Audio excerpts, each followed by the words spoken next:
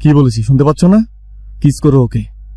সোহা মাথা তুলে তাকায়। যে ছেলেকে কিস করতে বলছে তার দিকে এক নজর তাকায়। ওর চোখ দুটো পানিতে টইটুম্বর হয়ে গেছে। সামনে দাঁড়িয়ে থাকা দুজনের মুখভঙ্গি গম্ভীর। একজনের মুখ একটু বেশি গম্ভীর হয়ে আছে, বাকিদের ঠোঁটে হাসি ফুটে আছে। সাহায্যের আশায় একজনের মুখের দিকে তাকিয়ে রইল সোহা। তবে যার দিকেও তাকিয়ে আছে সে ওর দিকে ভুলেও তাকাচ্ছে না। গম্ভীর চোখ মুখে ফোনের স্ক্রিনে তাকিয়ে আছে সে। কিস করো নয়তো ডান্স করো, তোমার জন্য আমরা সারাদিন এখানে দাঁড়িয়ে থাকবো না। সোহা শুকনো ঢোক গিলে জিহবা দিয়ে শুষ্ক ওষ্ঠজোড়া ভিজিয়ে জড়ানো গলায় বলে, আপনারা এমন কেন করছেন আমার সাথে? যেতে দিন আমায় এখান থেকে। পাশ থেকে একজন বলে, সোনামণি, তোমাকে যেতে দিতেই তো চাইছি। আমরা যা করতে বলছি দ্রুত সেটা সেরে ফেললেই তো হয়। আমি ওনাকে কিস করবো না। ঠিক আছে, ডান্স করো। ডান্স করতে পারি না। তাহলে কিস করো, এটা করা একদম সহজ। কথাগুলো বলে ছেলেটা দাঁত বের করে হাসে। সোহার শরীর রীতিমতো থরথর করে কাঁপতে শুরু করেছে। জীবনের প্রথম এমন পরিস্থিতির শিকার হয়েছে। সহজ সরল ভীতু একটা মেয়ে কি করে এদের হাত থেকে রক্ষা পাবে সেটাও বুঝতে পারছে না। ওকে এখান থেকে যেতেই দিচ্ছে না কেউ, ঘেরাও করে রেখেছে সবাই। এই মেয়ে, কথা কানে যাচ্ছে না, দ্রুত করো। সোহা থেমে থেমে ভয় জড়ানো গলায় আবারও বলে, আমি এইসব কিছুই করতে পারবো না, যেতে দিন আমায়। আজ পর্যন্ত আমাদের হাত থেকে কেউ রক্ষা পায়নি, তুমিও পাবে না। এই দুটোর একটা যদি করতে না পারো তাহলে 1000 বার কান ধরে উঠবোস করো। চমকে উঠে সোহা। 1000 বার কান ধরে উঠবোস করতে হবে? 1000 বার কান ধরে উঠবোস করলে ওর হাঁটতে পারবে? সোনামণি, দ্রুত করো। ফোনের স্ক্রিনে তাকিয়ে থাকা যুবক ঘাড় ঘুরিয়ে ফ্রেন্ড হাসান মাহবুবের দিকে তাকায়। এভাবে তাকাতে দেখে হাসান বলে, দেরি হয়ে যাচ্ছে, ও দুটো যখন করবে না তখন কান ধরে উঠবোস করুক। যুবকটা পুনরায় ফোনের স্ক্রিনে তাকায়। ফোনের মধ্যে কি করছে কে জানে। সোহার দু চোখ বেয়ে পানি গড়িয়ে পড়তে শুরু করে। খুব ভালো করে এ বুঝতে পারছে এদের কথা না শুনলে এদের হাত থেকে নিস্তার নেই। আর সামনে গম্ভীর হয়ে দাঁড়িয়ে থাকা পাষাণ লোকটাও সাহায্য করবে না। কাঁধের ব্যাগ নামিয়ে রেখে দুই হাতে দুই কান ধরে নিচের দিকে দৃষ্টি রেখে উঠবস করতে শুরু করে। কয়েকজন ছেলে কাউন্ট করছে জোরে জোরে সুর ধরে। উঠবস করতে করতে অপমানে দুঃখে কষ্টে ফুপিয়ে ওঠে সোহা। এতক্ষণে এসে সামনে দাঁড়িয়ে থাকা গম্ভীর পুরুষ শ্রবণ চৌধুরী ফোনের স্ক্রিন থেকে চোখ সরিয়ে সোহার দিকে তাকায়। ফোন পকেটে ভরে দুই হাত প্যান্টের পকেটে গুজে সিনা টান করে রাখে।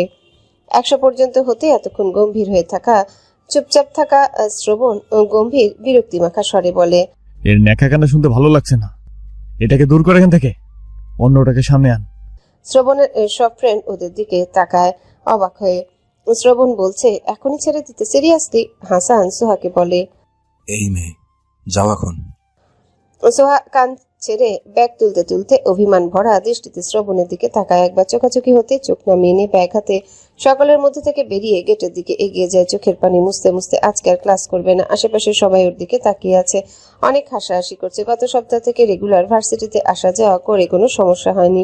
আজকে গেট পেরিয়ে ভেতরে প্রবেশ করতে দুজন ছেলে ওকে ভয় দেখিয়ে এখানে নিয়ে এসেছিল। শ্রবণ নিজেই সোহাকে দুটো অপশন দিয়েছিল, হয় কিস করবে নয়তো ডান্স করবে। সোহার মুখের দিকে তাকিয়েও দেখেনি, ফোনের স্ক্রিনে তাকিয়ে থেকে বলেছিল কথাগুলো। সোহার চোখের পানি মুছতে মুছতে বাড়ির ভিতরে প্রবেশ করে। কেঁদে কেটে চোখ মুখ লাল হয়ে গেছে, এখনো হেঁচকি তুলছে সমানে। সোফায় বসে থাকা সোহার দাদা সামাদ চৌধুরী নাতনির মুখের দিকে তাকিয়ে চমকে ওঠেন, অবাক হয়ে বলেন, সোহা, কি হয়েছে দাদা ভাই? এভাবে কাঁদছো কেন? আর ভার্সিটি থেকে ফিরে আসলে কেন? সোহা ফোপাতে ফোপাতে পুরো ঘটনা খুলে বলে। বেচারি কান্নার কারণে ঠিক মতো বলতেও পারছে না। সামাদ চৌধুরী বিস্ময় নিয়ে বলেন, শোভন তোমাকে এইসব করতে বলেছে? হ্যাঁ। শোভন ভার্সিটিতে র্যাগিং করে? হ্যাঁ, খুবই বাজে বাজে কাজ করতে বলে। আর ওই ভার্সিটিতে যাব না আমি। রুমে গিয়ে চেঞ্জ করে ফ্রেশ হও, আমি দেখছি। তুমি ভাইয়াকে কিছু বলো না, কিছু বলে আরো রেগে যাবে আমি তোমায় বলেছি বলে। আমি দেখছি, তুমি যাও, ভয় পাওয়ার কিছু নেই। প্রয়োজনে আমি তোমাকে ভার্সিটিতে নিয়ে যাব, আবার নিয়ে আসবো।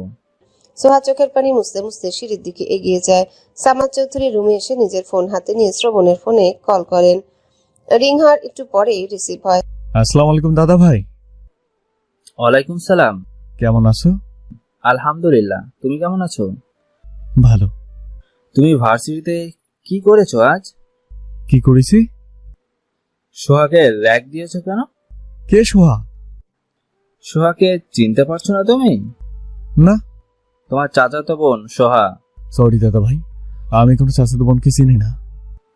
শ্রাবণ, আমি তোমাকে ছাড়া আর কাউকে চিনি না ওই বাড়ির। অন্য কিছু বলার থাকলে বলো, না হলে রাখছি। আমি এখন ক্লাসে আছি। তুমি ভার্সিটিতে মেয়েদের র্যাগিং করো? শুধু মেয়েদের না, ছেলেদেরও করি। এসব কেন করো? আমাকেও করা হয়েছিল। বিকেলে বাড়িতে আসবে আজ। সময় হলে নিজেই যাব। তোমার বাবা তোমাকে কিছু বলেনি? কে বাবা? আমার মায়ের সাথে সাথে বাবাও মরে গেছে। আমি বলছি তোমাকে, তুমি বিকেলে বাড়িতে আসবে। চেষ্টা করব। রাখছি এখন, ভালো থেকো। ফোন কেটে দিয়ে রাগে দাঁত কটমট করে শ্রবণ। বাড়িতে গিয়ে ওর নামে দাদার কাছে নালিশ দেওয়া হয়েছে। আজকে তো শুধু কান ধরে উঠবস করেছে। পরের বার রাগে বসা থেকে উঠে গটগট করে হেঁটে ক্লাস থেকে বেরিয়ে যায়। ওর ফ্রেন্ডরা পেছন থেকে তাকিয়ে থাকে। এভাবে বেরিয়ে গেল কেন? কি হলো আবার? শ্রবণ পার্কিং এ থাকা নিজের বাইকের কাছে এসে দাঁড়ায়। ফোন পকেটে ভরার আগে হাসানের ফোনে একটা মেসেজ পাঠায়। হাসান শ্রবণের সবচেয়ে ক্লোজ ফ্রেন্ড। কোথায় যাচ্ছে না জানালে কলের উপর কল করতেই থাকবে। ফোন পকেটে ভরে হেলমেট পরে নেয়। বাইক স্টার্ট দিয়ে ভার্সিটির গেট পেরিয়ে বেরিয়ে যায়। চৌধুরী বাড়িতে বিকেলে যাওয়ার কথা থাকলেও এখনই যাবে। ওই লিলিপুটকে দেখে নিবে। ওর নামে নালিশ দেওয়া জন্মের শিক্ষা দিয়ে আসবে আজ। নেক্সট টাইম ওর নামও উচ্চারণ করবে না। কলিং বেল বেজে ওঠে। সোফায় বসে টিভি দেখতে থাকা সোহা ঘাড় ঘুরিয়ে দরজার দিকে তাকায়। আশেপাশে নজর বুলিয়ে কাউকে আসতে না দেখে নিজেই সোফা উঠে দাঁড়ায়। মেট কোথায় গেছে? কলিং বেলের শব্দ শুনে আসছে না কেন? এগিয়ে এসে দরজা খুলে সামনে অগ্নিমূর্তির রূপ ধারণ করে দাঁড়িয়ে থাকা শ্রবণকে দেখতে পায়। এই অসময়ে শ্রবণকে বাড়িতে দেখে সোহার গলা শুকিয়ে গেছে। শ্রবণ যেভাবে ওর দিকে তাকিয়ে আছে দেখে মনে হচ্ছে এখনই লবণ পানি ছাড়া কাঁচা চিবিয়ে খেয়ে ফেলবে। শ্রবণ সোহাকে ধরার জন্য হাত বাড়াতে সোহা এক দৌড়ে শ্রবণের নাগালের বাইরে চলে যায়। কোনো জায়গায় না থেমে সোজা সিঁড়ি বেয়ে দৌড়ে উপরে উঠে গেছে। শ্রবণ রেগে গালি দেয় কয়েকটা, ধূপধাপ পা ফেলে ভেতরে প্রবেশ করে বড় বড় কদমে আগায় সিঁড়ির দিকে। ধরতে পারলে খবর আছে আজ। শ্রবণ উপরে আসতে আসতে সোহা রুমে ঢুকে দরজা লক করে দিয়েছে। ভেতর থেকে হাত দিয়ে দরজায় জোরে জোরে আঘাত করে রেগে বলে, সোহার বাচ্চা, দরজা খোল বলছি, নয়তো দরজা ভেঙে ফেলবো। সোহা কথা বলে না। ভেতর থেকে দরজার দিকে তাকিয়ে থরথর করে কাঁপছে। বাড়িতে এখন দাদা, বড় আম্মু আর মেয়ের ছাড়া কেউ নেই। শ্রবণ একবার ওকে ধরতে পারলে জানে মেরে ফেলবে। এই পাগলের খপ্পরে দ্বিতীয়বার আর পড়তে চায় না সোহা। দরজা খুলবি নাকি ভাঙবো আমি? সোহা তবুও কিছু বলে না, দরজাও খোলে না। শ্রবণ ঘুরে দাঁড়ায়। তখনই মিসেস তনিমা চৌধুরী রুম থেকে বেরিয়ে আসেন। বড় ছেলেকে দেখে খুশি হয়ে বলেন, কেমন আছো শ্রবণ? প্রত্যেকবারের মতো এবারেও শ্রবণ ওনার দিকে তাকায় না, মুখে কিছু বলেও না। সোজা দাদার রুমের দিকে আগায়। এই সোহা চৌধুরীকে তো পরে দেখে নিবে। রুমে ঢুকে বসে থাকলেই ওর হাত থেকে বাঁচতে পারবে নাকি? একে পানিশমেন্ট না দেওয়া পর্যন্ত ওর শান্তি লাগবে না একটু। এই বাড়ির মানুষগুলোকে দেখলেই ওর শরীর জ্বলে ওঠে। দাদার রুমে এসে দেখে ওর দাদা সামাদ চৌধুরী চোখে পাওয়ারে চশমা পরে বই পড়ছেন। বিভিন্ন বই পড়া সামাদ চৌধুরীর নেশা। এখনো অবসর সময়ে বেশিরভাগ বই পড়েই অতিবাহিত করেন। দাদা ভাই। সামাদ চৌধুরী চোখ তুলে নাতের দিকে তাকান। এই অসময়ে শ্রাবণকে দেখে বেশ অবাকি হয়েছেন। কিছুক্ষণ তাকিয়ে থাকার পর বই বন্ধ রেখে হাসি মুখে বলেন, এসে বলেছো? আসো আসো। শ্রবণ দাদার পাশে বসতে বসতে গম্ভীর স্বরে বলে, কিসের জন্য আসতে বলেছিলে? যার জন্য আসতে বলেছি সে আলোচনা তো সন্ধ্যার পর হবে, সবাই বাড়িতে ফিরলে। শ্রবণ কপাল ভ্রু কুচকে বলে, কিসের আলোচনা? সেটা সন্ধ্যার পরেই জানতে পারবে। এখন বলে সমস্যা কোথায়? আমি তো পুরোপুরি জানি না, তোমার আব্বা আর চাচ্চু জানে। ওরা আসুক, তারপর জানা যাবে। দাদা ভাই, তোমাকে এক কথা কতবার বলবো, ওই লোককে আমার আব্বু বলবে না। আমি ঘৃণা করি ওই লোকটাকে, আর এই বাড়ির সবাইকে। তাহলে আমাকে ঘৃণা করো না কেন? কারণ আমি তোমাকে ভালোবাসি। তোমার ভাই বোনদের ভালোবাসো না কেন? বাদ দাও এসব কথা। সোহার সাথে ভার্সিটিতে অমন করেছো কেন? বাড়িতে এসে আমার নামে নালিশ করেছো, তাই না? কাজ ছিল মেয়েটা, আমি জিজ্ঞেস করাই বলল র্যাগিং এর শিকার হয়েছিল। তুমি নিজের ছোট বোনকে এসব কিভাবে করতে বলতে পারো শোভন? আমি বাক্যহারা হয়ে গিয়েছিলাম। তোমার কাছ থেকে এমন কিছু আমি আশা করিনি কোনো। তুমি নিজের বোনকে এইসব থেকে প্রোটেক্ট করবে, তা না করে উল্টো এইসব করেছো। কাকে তুমি বারবার আমার বোন বানাচ্ছ? ও আমার বোন। আপন বোন না হলেও চাচাতো বোন তো। এই দুনিয়ায় আমি আর আমার তুমি আছো, বুঝতে পেরেছো? অন্য কাউকে আমার আপনজন বানাবে না। রেগে যাচ্ছ কেন? আমার রাগ বাড়াচ্ছ কেন? সকালে খেয়েছো? হ্যাঁ। রাতে ঠিকঠাক মতো ঘুম হয়েছে? হ্যাঁ। বিয়ে করবে না? হ্যাঁ। হ্যাঁ বলে বড় বড় চোখ করে দাদার মুখের দিকে তাকিয়ে থাকে। ওর দাদা মুচকি মুচকি হাসছেন। নাতির কুঁচকে যাওয়া কপাল ভ্রুর দিকে তাকিয়ে হেসে বলেন, তাহলে পাত্রে দেখা শুরু করি, কি বলো? এই বালসালরে বিয়ে কে করবে? 100 বছর বেঁচে থাকলেও বিয়ে করব না আমি। যদি এমন হয় যে বিয়ে না করলে আমি আজকে মরে যাব, তবুও বিয়ে করব না আমি। বিয়েতে এত অনীহা কেন? শ্রবণ এক দৃষ্টিতে তাকিয়ে থাকে দাদার মুখের দিকে। দাদাকে কষ্ট দিতে চায় না, তাই ঠোঁটের ভেতরে জমে থাকা কথাগুলো ভেতরে রেখে দিল, না হলে মুখ দিয়ে খাস বাংলা বেরিয়ে আসছিল। হাজার বলে কেউ শ্রবণকে দুপুরের খাবার খাওয়াতে পারেন না সামাদ চৌধুরী। তনিমা চৌধুরী কয়েকবার বললেও শ্রবণ না শোনার মতো করে থেকেছে। এই মহিলাকে ওর একদম সহ্য হয় না। অনেক ডাকাডাকির পর খাবার খেতে রুম থেকে বেরিয়েছে সোহা। যতক্ষণ নিচে ছিল ততক্ষণ বড় আম্মুর সাথে সাথে থেকেছে। দরজা লক করতে ভুলে গিয়েছিল সোহা। যে ভুলের খেসারত ওকে এখন দিতে হবে, যার ভয়ে তটস্থ হয়েছিল এতক্ষণ, সে এখন শটান দাঁড়িয়ে আছে ওর সামনে, চোয়াল শক্ত করে। রুমের ভেতর শ্রবণকে দেখে জানের পানি শুকিয়ে গেছে। সোহার শোয়া থেকে লাফিয়ে উঠে বিছানা থেকে নেমে দাঁড়ায়। শ্রবণ দাঁতে দাঁত চেপে চিবিয়ে চিবিয়ে বলে, আমার নামে নালিশ দেওয়া তো সাহসের তারিফ করতে হয়। সোহা ভয়ে পেছাতে পেছাতে কাঁদো কাঁদো গলায় বলে, বিশ্বাস করো ভাইয়া, আমি তোমার নামে কোনো নালিশ দিইনি। ঝড়ের বেগে সোহার কাছে এসে দাঁড়ায় শ্রবণ। খপ করে গলা চেপে ধরে বলে, কে তোর ভাই? আর তুই না বললে দাদাজান জানবে কিভাবে? বৌদি সে বলে গিয়েছিল, আমাকে কল করে জিজ্ঞাসা করছিল কেন? এত শক্ত করে গলা চেপে ধরেছে যে সোহার চোখ জোড়া উল্টে গেছে। ফর্সা চেহারা লাল বর্ণ ধারণ করেছে। প্রাণ বাঁচানোর টাকা দেয় শ্রবণের হাত থেকে ছাড়া পাওয়ার জন্য ছটফট শুরু করেছে। কিছুক্ষণ পর শ্রবণ নিজে ছেড়ে দেয় সোহার গলা। ছাড়া পেয়ে কাশতে কাশতে দূরে সরে যাওয়ার চেষ্টা করে। চোখ জোড়া খোলা হয়ে গেছে, ঝাপসা হয়ে গেছে চারিপাশ। দেয়াল ভেবে ওয়াশরুমের দরজায় হাত দিয়ে ভর করতে ঠাস করে ভেতরে পড়ে যায়। দরজা লক করা ছিল না, তাই সোহা হাত দিয়ে ভর করতেই খুলে গেছে। সোহার মুখ দিয়ে শব্দ বেরিয়ে এসে তীব্র ব্যথায় কেঁদে ওঠে মেয়েটা। দরজার দিকে তাকিয়ে দেখে শ্রবণ ভেতরের দিকে এগিয়ে আসছে। সোহা দুই হাতে ভর করে পেছাতে শুরু করে। আবার শ্রবণ ভেতরে এসে সোহার চুল মুঠো করে ধরে দাঁতে দাঁত পিষে বলে, আমার নামে আর কারো কাছে নালিশ করবি? না না, কাউকে কিছু বলবো না কখনো, ছেড়ে দাও আমায়। শ্রবণ সামনের দিকে তাকিয়ে লাল একটা বালতি ভর্তি পানি দেখতে পায়। নির্দয়ের মতন সোহার চুল ধরে টেনে বালতির কাছে নিয়ে আসে। গলা ফাটিয়ে চিৎকার করে কাঁদছে সোহা।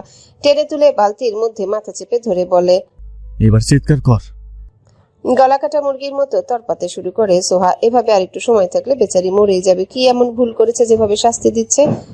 সোহা মিথ্যা তো বলেনি কিছু, ওর সাথে যা হয়েছে তাই তো বলেছে। শুধু এই একটা কথার জন্য এভাবে মারবে, শাস্তি দিবে?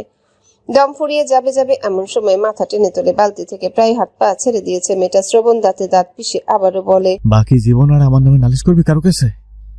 দুর্বল চোখ জোড়া দিয়ে কোন রকম তাকানোর চেষ্টা করে ক্ষীণ স্বরে বলে, না। যদি এমন দুঃসাহস আবার দেখাস, একদম জানি মেরে ফেলবো। সোহাকে ওয়াশরুমে ফেলে রেখে রুম থেকে বেরিয়ে যায়। যেভাবে ফেলে রেখে গেছে সেভাবেই পড়ে রইল। সোহা নড়াচড়া করতেও শক্তি পাচ্ছে না এখন। অনেক পানি খেয়ে ফেলেছে, পেট ফুলে গেছে অনেক। দুই চোখ বেয়ে শ্রাবণধারা গড়িয়ে পড়ছে। সামান্য একটা কথাকে ধরে কেউ এভাবে মারে? জীবনে ফুলের টোকা পড়েনি গায়ে। আজকে এতদিন বাড়ি সবাই বলেছে শ্রবণের সমস্যা আছে, সোহা বিশ্বাস করেনি। একজন সুস্থ সবল মানুষ, বুদ্ধিমান, চতুর, ধূর্ত এমন একজনের মানুষের কি সমস্যা থাকবে? কিন্তু আজকে সোহা বিশ্বাস করছে শ্রবণের সত্যি সত্যি সমস্যা আছে। সামান্য একটা কথায় এভাবে কারো ইগো হার্ট হয়? এত ইগো কেন এই ছেলের? আরেকটু হলেই তো জানেই মেরে ফেলছিল। সন্ধ্যার পর বাড়ির সবাই উপস্থিত হয় ড্রয়িং রুমে। শ্রবণের দাদা, বাবা মা, কাকা কাকি, ছোট ভাই আর চাচাতো ভাই। সোহা দুপুরের পর আর রুম থেকে বের হয়নি। সোহার মা মিসেস ছোয়া চৌধুরী কয়েকবার ডেকেছিলেন মেয়েকে, সোহা তবুও বের হয়নি রুম থেকে। ঘুমাচ্ছে ভেবে আর ডাকেননি। এখন বড়দের মধ্যে কথা হবে তাই আর ডাকেনি কেউ। শ্রবণ দাদার পাশে বসে ফোনের স্ক্রিনে তাকিয়ে টাইপিং করতে ব্যস্ত। আশেপাশে সামনে কারো দিকে চোখ তুলে তাকাচ্ছে না। ওর ভাবসাব দেখে মনে হচ্ছে আশেপাশে কেউ নেই। শ্রবণের বাবা মিস্টার শামীম রেজা চৌধুরী বড় ছেলের দিকে তাকিয়ে বলেন, শ্রাবণ, শ্রবণ তাকায় না, কিছু বলেও না। তোমার পছন্দের কোনো মেয়ে থাকলে বলো। শ্রবণ ঘাড় কাত করে বাবার দিকে তাকায়। ঠোঁটে তাচ্ছিল্যের হাসি ফুটিয়ে বলে, হঠাৎ আমার পছন্দ নিয়ে ভাবছে কেন? তোমাকে বিয়ে করাতে চাই। বিড়বিড় করে বিশ্রী ভাষা উচ্চারণ করে শ্রবণ। ওর ঠোঁট নাড়ানো দেখেই বুঝতে পেরে গেছেন কি বলছে শ্রবণ। পুনরায় ফোনের স্ক্রিনে তাকিয়ে বলে, আমার বিয়ে নিয়ে কাউকে ভাবতে হবে না, যার যারটা সে ভাবুক। পারলে আপনি কয়েকটা বিয়ে করে নিন, তা আমার বিয়ে নিয়ে ভাববেন না। ছেলের এমন কথায় বিব্রত বোধ করেন শামীম রেজা চৌধুরী। এই ছেলেকে আর কিছু বলতে চান না তিনি। তুমি যখন বিয়ে করতে চাইছো না তখন আর আমাদের কি করার? আগামী সপ্তাহে স্পর্শের সাথে সোহার বিয়ে হবে। বাকি কথা শেষ করতে না দিয়ে বসা থেকে উঠে দাঁড়াতে দাঁড়াতে বিরক্তি সুরে বলে, এই চ্যাটার পেছাল শোনার জন্য আমাকে এখানে ডাকা হয়েছে? এই বালছালের কথা শোনার অত সময় নেই আমার। ধূপধাপ পা ফেলে সকলের মধ্যে থেকে বেরিয়ে যায় বাইরের দিকে। মেজাজটাই খারাপ করে দিল। ভেবেছিল কি নাকি গুরুত্বপূর্ণ কথা বলবে। সারাদিন শুধু শুধু পড়ে রইল। এখানে একটা লাভ হয়েছে, ওই মেয়েকে জন্মে শিক্ষা দিতে পেরেছে। এই একটা কারণে মেজাজ ঠান্ডা ছিল সারা বিকেল। বাইক নিয়ে সোজা আসে টিএসসির মোড়ে। ওর বন্ধুরা সবাই বসে আছে এখানে। ফ্ল্যাটে ফিরবে রাতের খাবার খেয়ে। সকলের সাথে টুকটাক কথা বলার পর একটা সিগারেট ধরায়। ওর চোখ মুখ দেখেই বুঝতে পারছে রেগে আছে। কি হয়েছে জিজ্ঞাসা করছে না কেউ। মাথা ঠান্ডা হোক তারপর জিজ্ঞাসা করবে। বেশ অনেকটা সময় অতিবাহিত হয়ে গেছে। পরপর দুটো সিগারেট শেষ করেছে শ্রবণ। হাসান নিজের হাতে থাকা সিগারেটটা শ্রবণের হাতে দিয়ে বলে, ভাই একটা গান ধরতো, কয়েকদিন হয়ে গেছে তোর গান শুনি না। ভাল লাগছে না, সরা এই বালের গিটার। ভাই একটা গান ধর, মেজাজ ঠিক হয়ে যাবে। তুই গা। সবাই জানে তোর কণ্ঠে জাদু আছে, তোর গান শুনলেই মন ভালো হয়ে যায়। শ্রবণ হাসানের মুখের দিকে তাকিয়ে থাকে। আমার মুখের দিকে তাকিয়ে কি দেখছিস? শুরু কর। শ্রবণ আর কিছু না বলে গিটারে টুংটাং শব্দ তুলে গান গাইতে শুরু করে। জিম থেকে ফিরে শাওয়ার নিচ্ছে শ্রবণ। মনে সুখে গান গাইছে আর শাওয়ার জেল ঘষছে গায়ে। কলিং বেলের শব্দে গান বন্ধ করে দেয়। বিরক্তিতে কপাল ভ্রু কুচকে গেছে। পরপর আরো কয়েকবার কলিং বেল বেজে ওঠে। মেজাজ হারিয়ে গালি দিয়ে বলে, কোন শালারে বালটা লাগাতে টিপেই চলছে? আরো কতক্ষণ গালাগালি করে শাওয়ার নেওয়া শেষ করে কোমরে টাওয়েল পেঁচিয়ে বেরিয়ে আসে ওয়াশরুম থেকে। চরম বিরক্তি নিয়ে রুম থেকে বেরিয়ে আসে। মাঝে দানটি আসলে তো কলিং বেল বাজাবে না। ওনার কাছে এক্সট্রা চাবি আছে। নিশ্চয় বন্ধুদের মধ্যে কেউ এসেছে। দরজা খুলে সামনে দাদাকে দাঁড়িয়ে থাকতে দেখে শুকনো হেসে বলে, ও তুমি ভেতরে আসো। সামাদ চৌধুরী নাতির আগাগোড়া পরক করে নিয়ে ভেতরে প্রবেশ করেন। তুমি বসো, আমি ড্রেস পরে আসছি। আচ্ছা যাও। শ্রবণ রুমে এসে একেবারে তৈরি হয়ে রুম থেকে বেরিয়ে আসে। দাদার পাশে বসতে বসতে বলে, হঠাৎ এখানে? সকাল থেকে কল করে পাচ্ছিলাম না, তাই চলে আসলাম। কিছু বলবে? হ্যাঁ, বলো। স্পর্শর তো বিয়ে। তুমি বড় ভাই হয়েও ওর আগে বিয়ে করবে না? বিয়ের কথা বলবেন না দাদা ভাই, অন্য কিছু বলো। বাড়িতে চলো। কেন? নিজের বিয়ে না করলে অন্তত ভাইয়ের বিয়ে তো থাকবে। কে ভাই? তুমি বাড়িতে চলো। এখানেই ভালো আছি আমি। বাড়িতে তোমাকে উপস্থিত থাকতে হবে। তুমি বাড়ির বড় ছেলে। তুমি থাকবে না তা তো হয় না। প্লিজ দাদা ভাই, এমন কিছু বলবে না আমাকে, যা শুনলে মাথায় আগুন ধরে যায়। তুমি যাবে না বাড়িতে? না। ঠিক আছে, আসছি আমি। কোথায় যাচ্ছ? মাত্রই তো আসলে। আমার কোনো কথার দাম তো তোমার কাছে নেই। আমি অনেক বড় মুখ করে তোমার কাছে এসেছিলাম। আসছি আমি, থাকো তুমি তোমার দুনিয়া নিয়ে। আমি মরে গেলে কেউ আর আসবে না তোমাকে ডাকতে। সামাদ চৌধুরী সোফা ছেড়ে উঠে দরজার দিকে এগিয়ে যেতে শুরু করেন। শ্রবণ কিছু সময় মাথা নিচু করে বসে থেকে গম্ভীর স্বরে বলে, কবে যেতে হবে বাড়িতে? সামাদ চৌধুরী ঘাড় ঘুরিয়ে নাতির দিকে তাকান। হাসি মুখে বলেন, আজকেই চলো। বিয়ে করবে? সামনে শুক্রবার। শুক্রবারই যাবো তাহলে। শুক্রবারে না, তুমি আজকেই যাবে। আমার সাথে চলো।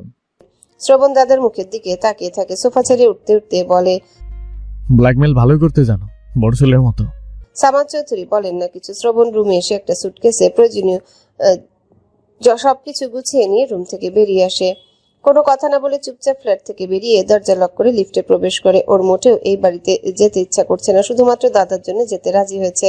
দাদাকে কষ্ট দিতে চায় না শ্রবণ। দাদার সাথে বাড়ির ভেতর প্রবেশ করতে ছোট ভাই স্পর্শ আর চাচাতো ভাই সিয়ামকে দেখতে পায়। দুজনে কথা বলছে। শ্রবণকে দেখে দুই ভাই বসা থেকে উঠে ওর কাছে এগিয়ে এসে বলে, ভাই কেমন আছো? শ্রবণ কিছু বলে না। ধূপধাপ পা ফেলে নিজের জন্য বরাদ্দকৃত রুমের দিকে এগিয়ে যায়। পেছন থেকে তিনজন তাকিয়ে থাকে ওর যাওয়ার পথে। এই ছেলে কি কোনোদিনও পরিবর্তন হবে না? স্পর্শ বুঝতে পারে না ওর বড় ভাই ওর সাথে কেন এমন করে, বাড়ির সকলের সাথেই বা কেন এমন করে। শ্রবণ তো কিছু বলবে না। বাড়ির সকলকে জিজ্ঞাসা করেও প্রশ্নের উত্তর পায়নি স্পর্শ। সিয়াম এবং সোহা, ওদেরও একই প্রশ্ন। শ্রবণ বাড়ির সকলের সাথে কেন এমন করে? শ্রবণের বয়স 25 বছর, মাস্টার্সের স্টুডেন্ট। স্পর্শর বয়স 23 বছর, অনার্স ফাইনাল ইয়ারের স্টুডেন্ট।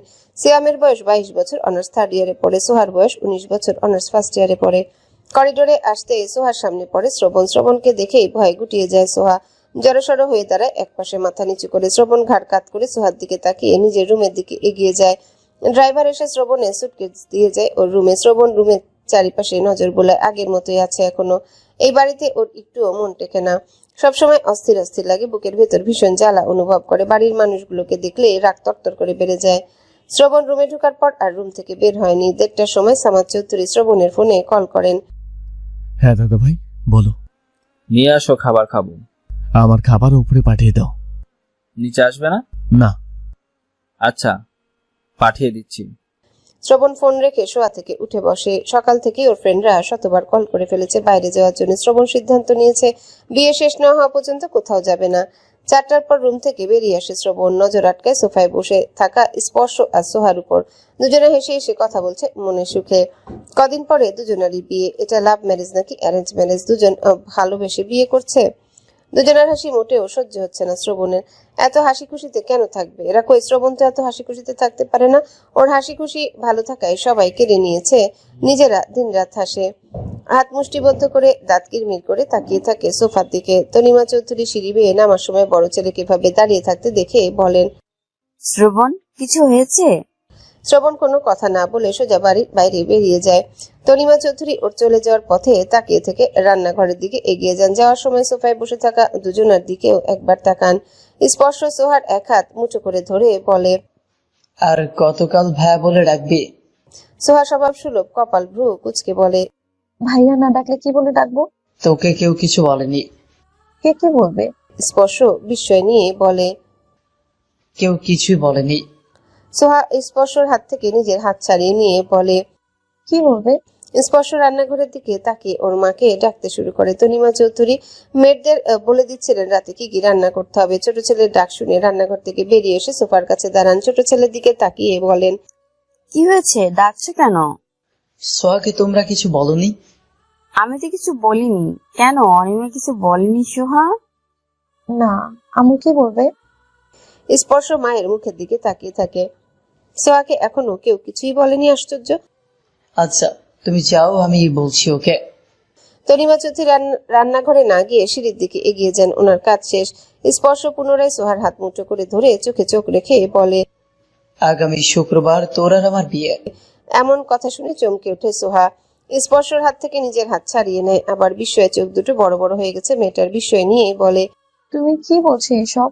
তোমার আমার বিয়ে মানে? মানে এটাই যে তোর আর আমার বিয়ে। তুমি আমাকে কেন বিয়ে করবে? স্পর্শ সোহার দিকে একটু এগিয়ে আসে। সোহার 2 হাত মুঠো করে শক্ত করে ধরে ব্যাকুল স্বরে বলে, তুই কি আমাকে বিয়ে করতে চাইছিস না? প্লিজ সোহা, না করবি না। আমাদের বিয়েতে বাড়ির সবাই রাজি হয়ে গেছে, বিয়ের 3 তারিখও ঠিক হয়ে গেছে। আমি তোকে ভালোবাসি, অনেক ভালোবাসি। তুই আমার না হয়ে অন্য কারো বউ হলে আমি সহ্য করতে পারবো না। আমি দিশেহারা হয়ে যাব, এলোমেলো হয়ে যাব, সবকিছু ছেড়ে ছুড়ে সন্ন্যাসী হয়ে যাব, তারপর একদিন মরে যাব। পাগলের মতো কি সব বলছো? তোকে না পেলে আমি সত্যি সত্যি পাগল হয়ে যাব। দেখ, তুই কিন্তু না করবি না। হাত ছাড়ো আমার। সারা জীবন ধরে রাখবো তোর হাত, তোকে আগলে রাখবো, তোকে ভালো রাখবো আমি। সোহার বুকের ভিতর জোরে জোরে শব্দ হচ্ছে। স্পর্শ হাতের মুঠোয় থাকা হাত দুটো কাঁপছে, বারবার চোখের পলক ফেলছে। স্পর্শ সোহার হাত দুটো ছেড়ে 2 গালে হাত রেখে মুখ আগলে ধরে বলে, আমি তোকে ভীষণ ভালোবাসি সোহা। সোহা একটা কথাও বলে না। আর ওর বিয়ে আর ও জানলো সবার শেষে? বাড়ির একটা মানুষও ওকে জানালো না যে আগামী শুক্রবার ওর বিয়ে? রাতে সকলের সাথেই তো খাবার খেলো, তখন তো বলতে পারতো। সকালেও তো একসাথে নাস্তা করলো সবাই, তখনও তো বলতে পারতো। ওর মাও ওকে বললো না? ওনার সময় বা কোথায়? সবকিছুতেই সময় দিতে পারলেও ছেলে মেয়েকে দেওয়ার মতো সময় তো ওনার কাছে নেই। রোজ নিয়ম করে মেয়ের সাথে 3 বার দেখা করেন, এটাই তো অনেক। কথা বলছিস না কেন সোহা? আমি রুমে যাব। তুই কি অন্য কাউকে ভালোবাসিস? সোহা দ্রুত দুদিকে মাথা নাড়িয়ে বলে, না না, কাউকে ভালোবাসি না আমি। তাহলে আমাকে ভালোবাসতে শুরু করে দে। লজ্জা পেয়ে দ্রুত মাথা নিচু করে নেয় সোহা। সোহার লজ্জারাঙা মুখ দেখে মুচকি হাসে স্পর্শ। দূরে দাঁড়িয়ে দুজনের দিকে কটমট করে তাকিয়ে আছে শ্রবণ। সোফায় বসে প্রেম আদান প্রদান হচ্ছে। রাগে ওর শরীর রিরি করছে, ইচ্ছে করছে গিয়ে দুটোর মাথা ফাটিয়ে দিতে। এদের রং ঢং সহ্য করে কিভাবে থাকবে এখানে? সোহার 2 হাতে মেহেদি লাগানো হয়েছে। দুই হাত দুদিকে মেলে সিঁড়ি দিয়ে নিচে নেমে আসে। স্পর্শ সোহাকে দেখেই বসা থেকে উঠে ওর কাছে এগিয়ে আসে, মুখের কাছে মুখ এগিয়ে আস্তে আস্তে বলে, কিছু লাগবে? হ্যাঁ, পানি খেতে এসেছি, কখন থেকে ডাকছি কেউ শুনছে না। আয়, আমি খাইয়ে দেই। স্পর্শ ও পেছন পেছন রান্নাঘরের কাছে এসে দাঁড়ায় সোহা। শ্রবণ সোফায় বসে আছে, ঘাড় কাত করে সোহার দিকে তাকিয়ে আছে। স্পর্শ পানি এনে সোহাকে খাইয়ে দেয়। নিজে স্পর্শর মুখে হাসি একটুও সহ্য হচ্ছে না শ্রবণের। সোহার ঠোঁটের পানি স্পর্শ মুছিয়ে দেয়। কি করছো? ভাইয়া আছে তো এখানে। ভাইয়া এদিকে তাকাবে না, তুই জানিস তার অন্যকে দেখার টাইম নেই। আর লজ্জা পাচ্ছিস কেন? আমি তোর হবু বর, আগামীকাল আমাদের বিয়ে। আমি আমার হবু বউয়ের ঠোঁট মুছিয়ে দিয়েছি, অন্য কারো না। লাজুক ভঙ্গিতে হাসে সোহা। চলে যাওয়ার জন্য উল্টো ঘুরতে স্পর্শ ওর বাহু ধরে আটকে দেয়। গাল টিপে বলে, যত পালানোর আজকেই পালিয়ে নে, আগামীকাল কিন্তু পালানোর কোনো পথ পাবি না, তবে লুকাতে পারবি। সোহা প্রশ্নবোধক দৃষ্টিতে তাকালে স্পর্শ সোহার চোখে মুখে ফু দিয়ে মুচকি হেসে বলে, আমার বুকে এসে লুকাবি? যা। ওরে আমার লজ্জাবতী রে। শ্রবণ এতক্ষণ ধরে দুজনের দিকে তাকিয়ে আছে। এই বাড়ির কারো খুশি ও সহ্য হয় না, এদের দুজনেরটাও সহ্য হচ্ছে না। একে অপরের প্রতি এত প্রেম, সারাদিন একে অপরের সাথেই চিপকে থাকে। যখনই চোখ পড়ে দুজনেই হাসছে, এত হাসি তোর মোটেও সহ্য হচ্ছে না। বসা থেকে উঠে কাঁচের গ্লাসটা ছুঁড়ে ফেলে ফ্লোরে। ঝনঝন শব্দ তুলে গ্লাসটা খন্ড খন্ড হয়ে ছড়িয়ে পড়ে। হকচকিয়ে সোহা আর স্পর্শ ভাঙা গ্লাসের দিকে তাকিয়ে শ্রবণের দিকে তাকায়। শ্রবণ অগ্নিদৃষ্টি নিক্ষেপ করে প্রস্থান করে। ওর ইচ্ছে করছে দুটোর গায়ে আগুন ধরিয়ে দিয়ে দাঁড়িয়ে দাঁড়িয়ে মজা দেখতে। ভাইয়ার হঠাৎ কি হলো? সোহা শ্রবণের যাওয়ার পথে তাকিয়ে আনমনে বলে, ভাইয়া পাগল হয়ে গেছে। কি বলছিস এসব? ভাইয়া পাগল হবে কেন? পাগল না হলে কোনো কারণ ছাড়া গ্লাসটা ছুঁড়ে ফেলো কেন? কিছু হয়েছে বোধহয়, তুই রুমে যা, আমি দেখে আসছি। সোহা স্পর্শর পথ আগলে দাঁড়িয়ে তাড়াহুড়ো করে বলে, ভাইয়ার কাছে যেও না, এখন রেগে আছে, মারবে তোমায়। স্পর্শ কপাল ভ্রু কুচকে বলে, মারবে কেন? তুই উপরে যা, আমি দেখছি কি হয়েছে। স্পর্শ সোহার কোনো কথা না শুনে বাইরের দিকে এগিয়ে যায় দ্রুত পায়ে। সোহা পেছন থেকে কয়েকবার ডাক দেয়। স্পর্শ বাড়ির বাইরে বেরিয়ে যেতে সোহা নিজের রুমের দিকে এগিয়ে যায়। চিন্তা হচ্ছে স্পর্শর জন্য। তো জানে শ্রবণ কতটা ভয়ঙ্কর মানুষ, রাগ উঠলে হুঁশে থাকে না। সেদিন তো রাগের মাথায় ওকে মেরেই ফেলছিল, আজকে স্পর্শকে কিছু না করলেই হয়। স্পর্শ বাড়ির বাইরে বেরিয়ে আসলেও শ্রবণকে দেখতে পায় না। গার্ডকে জিজ্ঞাসা করলে জানতে পারে বাড়ি থেকে বেরিয়ে গেছে। ওর ভাই হঠাৎ এত রেগে গেল কেন? সকাল হতেই বাড়িতে মানুষজনে ভর্তি হতে শুরু করে। সবাইকে শুক্রবার আর শনিবারে দাওয়াত দেওয়া হয়েছে। সকালে বাড়ি সাজানো হয়েছে। গতকালকে এই বাড়িকে বিয়ে বাড়ি বলে মনে হচ্ছিল না, কিন্তু আজকে বিয়ে বাড়ি বলে মনে হচ্ছে। বিয়ে হবে কমিউনিটি সেন্টারে, শহরের সবচেয়ে বড় কমিউনিটি সেন্টারে বিয়ের জন্য বুকিং দেওয়া হয়েছে। গতকাল রাত থেকে শ্রবণ একদম শান্ত হয়ে আছে, কোনো রাগারাগি করেনি কারোর সাথে। যে যা জিজ্ঞাসা করছে সুন্দরভাবে উত্তর দিচ্ছে। ঠোঁটে হাসি না থাকলেও চেহারায় রাগি রাগি গম্ভীর ভাবটা নেই। গত রাত থেকে ওকে দেখে বাড়ির সবাই অবাকই হচ্ছে, আবার খুশিও হচ্ছে। পরিবারের সাথে সময় কাটিয়ে হয়তো পরিবর্তন আসছে ওর মধ্যে। সোহাকে গোসল করানো হয় 11টা নাগাদ। ওকে এখন পার্লারে নিয়ে যেতে হবে ব্রাইডাল সাজের জন্য। শ্রবণ গোসল করে একদম তৈরি হয়ে রুম থেকে বেরিয়ে নিচে নেমে আসে। পরনে সাদা ধবধবে পাঞ্জাবি, ফর্সা গায়ের রং, আবার পরেছে সাদা পাঞ্জাবি। দেখতে একটু বেশি ভালো লাগছে। চৌধুরী বাড়ির প্রায় সবাই হাঁ করে তাকিয়ে আছে শ্রবণের দিকে। ওনারা আজকে প্রথম শ্রবণকে পাঞ্জাবি পরতে দেখেছেন। বিয়ের শপিং করার সময় সামাদ চৌধুরী বড় নাতির জন্য পাঞ্জাবিটা এনেছিলেন নিজে পছন্দ করে। শ্রবণ যে পাঞ্জাবি পরবে উনি ভাবেননি। শ্রবণ পাঞ্জাবি পরেই না, পড়তে দেখেননি বাড়ির কেউ। এভাবে হা করে তাকে থাকার মানে কি? জোকারের মতো লাগছে আমায়। সামাদ চৌধুরী দ্রুত দুদিকে মাথা নাড়িয়ে বলেন, একদমই না দাদু ভাই, তোমাকে তো অনেক হ্যান্ডসাম লাগছে পাঞ্জাবি পরে। আমি তো ভাবিনি এই পাঞ্জাবি পরলে তোমাকে এত ভালো লাগবে। শ্রবণ আর কিছু বলে না। সোহার মা অনিমা চৌধুরী বলেন, যেটা বলছিলাম আমি, সোহাকে পার্লারে নিয়ে যেতে হবে। কে নিয়ে যাবে ওকে? সোহার বাবা মিস্টার শাহিন রেজা চৌধুরী বলেন, শ্যাম নিয়ে যাক। আমি তো গোসলও করিনি এখনো, 5 মিনিট সময় দাও, গোসলটা সেরে আসি। দৌড়াদৌড়ি করে শরীর ঘেমে একাকার হয়ে গেছে। 11:30টার মধ্যে পার্লারে যাওয়ার কথা। তোর গোসল করতে করতে তো দেরি হয়ে যাবে। দেরি হবে না। শ্রবণ কাকের দিকে তাকিয়ে বলে, আমি বসে আছি এখন, আপনারা চাইলে আমি সোহাকে পার্লারে নিয়ে যেতে পারি। সবাই আকাশ থেকে পড়ার মতো অবস্থা নিয়ে শ্রবণের দিকে তাকায়। শ্রবণ চৌধুরী বলছে, এই কথা অবিশ্বাস্য। এভাবে তাকানোর কি হয়েছে? সত্যি তুমি নিয়ে যাবে? মিথ্যে কেন বলবো? তাহলে তো ভালোই হয়। আমি গাড়ি থেকে অপেক্ষা করছি, আপনারা সোহার ওর সাথে সবকিছু নিয়ে আসুন। আচ্ছা যাও। শ্রবণ ফোনের স্ক্রিনে তাকিয়ে বাইরের দিকে এগিয়ে যায় ধীর পায়ে। বাড়ির সবাই স্বস্তির শ্বাস ফেলে, যাক অবশেষে ছেলেটা ওনাদের সকলের সাথে স্বাভাবিক হচ্ছে। অনিমা চৌধুরী দ্রুত মেয়ের রুমে আসেন। ওনার সাথে একজন মেয়ের এসেছে। মেয়ের হাতে ব্রাইট সাজানো সবকিছু দিয়ে গাড়িতে নিয়ে রাখতে বলে সোহাকে নিয়ে রুম থেকে বেরিয়ে আসেন। সবাই এখন তৈরি হতে চলে গেছে। গোসল করে রেডি হবে সময়ের ব্যাপার। বিয়েতে তো আর যেমন তেমন করে সাজলে হবে না। স্পর্শ গোসল করতে ওয়াশরুমে ঢুকে গেছে কিছুক্ষণ আগেই।